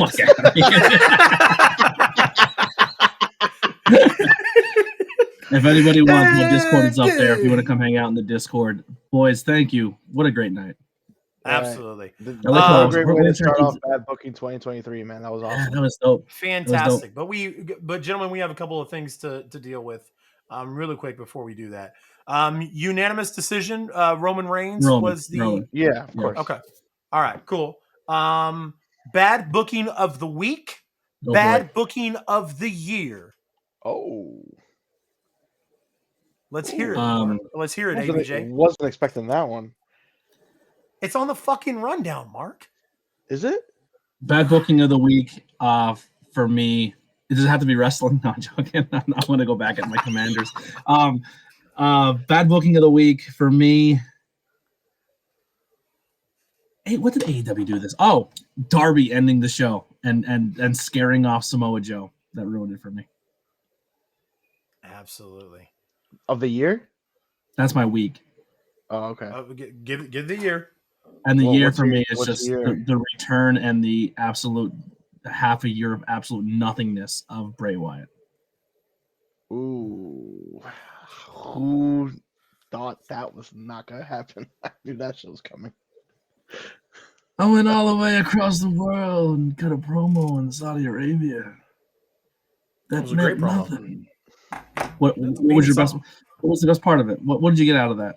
In that, I got to see Bray Wyatt back. Yeah. Cool. Mark, what is your bad booking of the week and of the year, sir? There's nothing that really got me this week. So if I had to do a bad booking of the week, I don't know about bad booking of the week, but bad booking of the year is I'm gonna say the AEW Trios division. Trios division, okay. AEW Trios division, not the bad booking of the year, sponsored by Mountain Dew. A dark closed out, lights off. I'm not gonna do another 15 minutes of this Bray Wyatt shit, bro. You hate it. We get it. So what? But yeah, you said you don't have one for the week. I don't. I really didn't hate anything this week. I really didn't. I guess my bad booking of the week would be Charlotte winning the title. Not Charlotte coming back. Obviously, Charlotte coming back was awesome. Her winning the title after Ronda had already gone. I thought it was silly. I thought it could wait for a premium live event. Other than that's my for the week.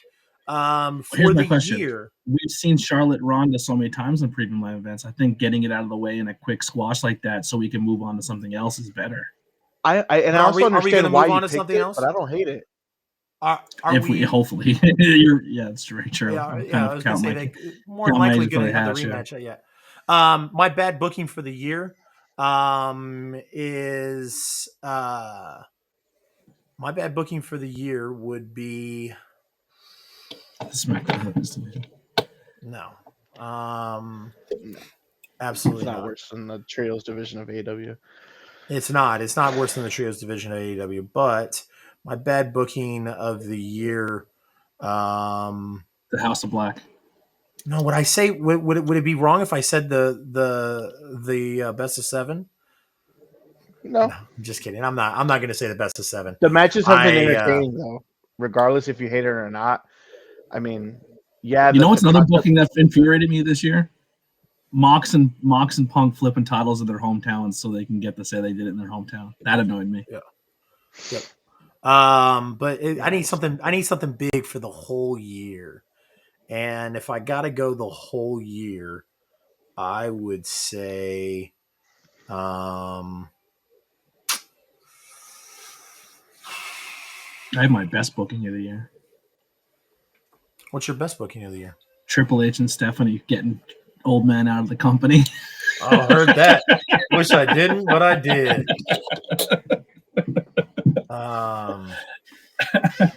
Whew. All right, bad booking of the year, Chase. What is it? Let's close this out. I know. I'm having I'm trying to having stall a for you, terrible bro. time here. I know. Shane McMahon in the Royal Rumble. Fair. Steven Shamer, no chill. Already goes after NWA. Yeah. Just had an NWA guest on. Listen, I agree. I'm not a huge fan of. I'm not going to backtrack now because we had a guest on. I was not a fan of that title change, but we have a champion series here. We have a champion series coming up at NWA, and we're going to find out who's going to be that next contender. So tune into NWA on YouTube and find out who's going to be that next champion. Absolutely. You know what I think? I think we for our recent raid tonight and our guest, we should really take time out of our schedule during the week, and we should add NWA to our lineup of what we watch and talk about. I'm actually gonna start trying to That's watch what it. the I'm gonna try to find some time. that's what the others and independent section is. Absolutely. But I felt we like should. I felt like you and I kind of handicapped Mark there because Mark doesn't watch Independent scene. independent or others. You know, if we want to start picking up New Japan or NWA, Well, it's not gonna carry Mark, them. I'm not watching 100 room companies, but I'll add NWA to the list, and I will absolutely add NWA to my list of watch, and I will try my absolute best to throw Impact in there. I like it. Going into 2023, new year, new me, more wrestling. That's what I need. All right. All right, guys, Yes, that is sir. it. You know, we've talked so much about you know what the people that were came in here and their social medias. You know, I wish I would have had Savage spit out his social medias before he Wrestling with Savage everywhere. Wrestling with Okay. Savage everywhere. Yeah, I just followed him on Fantastic. TikTok. Yep. Tantalizing Tony still, God, man, it's Wow. way past his bedtime. Yeah, he's way up. He's yeah, off tomorrow. he's Mine gonna- too. Yeah, he's gonna wake up with a sore back tomorrow. All right. For being up so late. Anyways, appreciate everybody joining tonight, guys. Let's run it down real quick. ABJ, tell everybody where they can find you on social media, sir. Anthony Blackwell Jr. on everything. If it's not there, just A Blackwell Jr. Head over to the YouTube channel. We just hit 400 subscribers, which is super exciting. Very pumped about that. Can we hit 500? Can we keep the streak going of 100 subs a month on this brand new channel? Who knows? If we hit 500, we're halfway to the 1K. Tons of interviews coming. I'll have 2 interviews every Tuesday the entire month of January. So the one in the afternoon, morning ish, and then one at night, around 7, 8 o'clock. So tons of interviews, tons of independent talent, a lot of rookies that had their first couple of years, like their first year in the company on the independent scenes, talking to them. So you're going to hear a lot about how their young starts are coming up, which I think is an interesting topic that doesn't get talked about a lot in wrestling. And I'm also interested in interviewing anyone that's not in wrestling, musicians, artists, you have a content creator, anything. The door's open. Head over to the link tree and fill out a form, and it sends me a little alert, and I'll hit you up, and we'll get you booked up for a date. Like I said, still grinding for that equipment so I can do some cool more things in person. But that's all I got. Fantastic. Mark. Mark Pro got Wrestling the. Kingpin Are on you almost done? everything. That's it. Yeah. Getting Mark, kicked off. Mark, you're like, I'm almost done. I'm almost done. Yeah. Pro Wrestling Kingpin on everything, guys. Chase, That new YouTube Fantastic. channel. YouTube channel coming as soon as I get this house. And another. Is that new show a thing yet, or you just adding people on it? No, it is. As soon as we get into the new house, yes. Okay, cool. I won't put it out there then. Um, Not yet. Chase CR Media, guys. You guys know where to find me. If you're watching on Twitch, make sure you hit that follow button. No matter where you're watching, make sure you hit the follow button, the notification bell, so you never miss anything. If you are watching on Twitch, hit !CR Media. It'll bring up my link tree, and then that way you can follow me on every form of social media, guys. Like I said, we're putting out plenty of wrestling content and putting out a bunch more in 2023. One quick thing. Yes. If you head over to my link tree right now and click on the T Public, the brand new 2 shirts are available. The Year of ABJ and the brand new 2023 I Heart ABJ t-shirts are out there. So they are available and they are on sale for the first, I think, 2 days. They've just been posted. They're only on T Public. They're not on Teespring. So head over there and grab your brand new the 2023 Year of ABJ t-shirt or the brand new 2023 edition of the I Heart ABJ. And that's all I got. Chase, let's get out of here. Absolutely. All right, guys. For myself, Chase CR Media, for my friend Anthony Blackwell Jr., and for my friend Pro Wrestling Kingpin, as usual, good fight and good night. Hail Satan.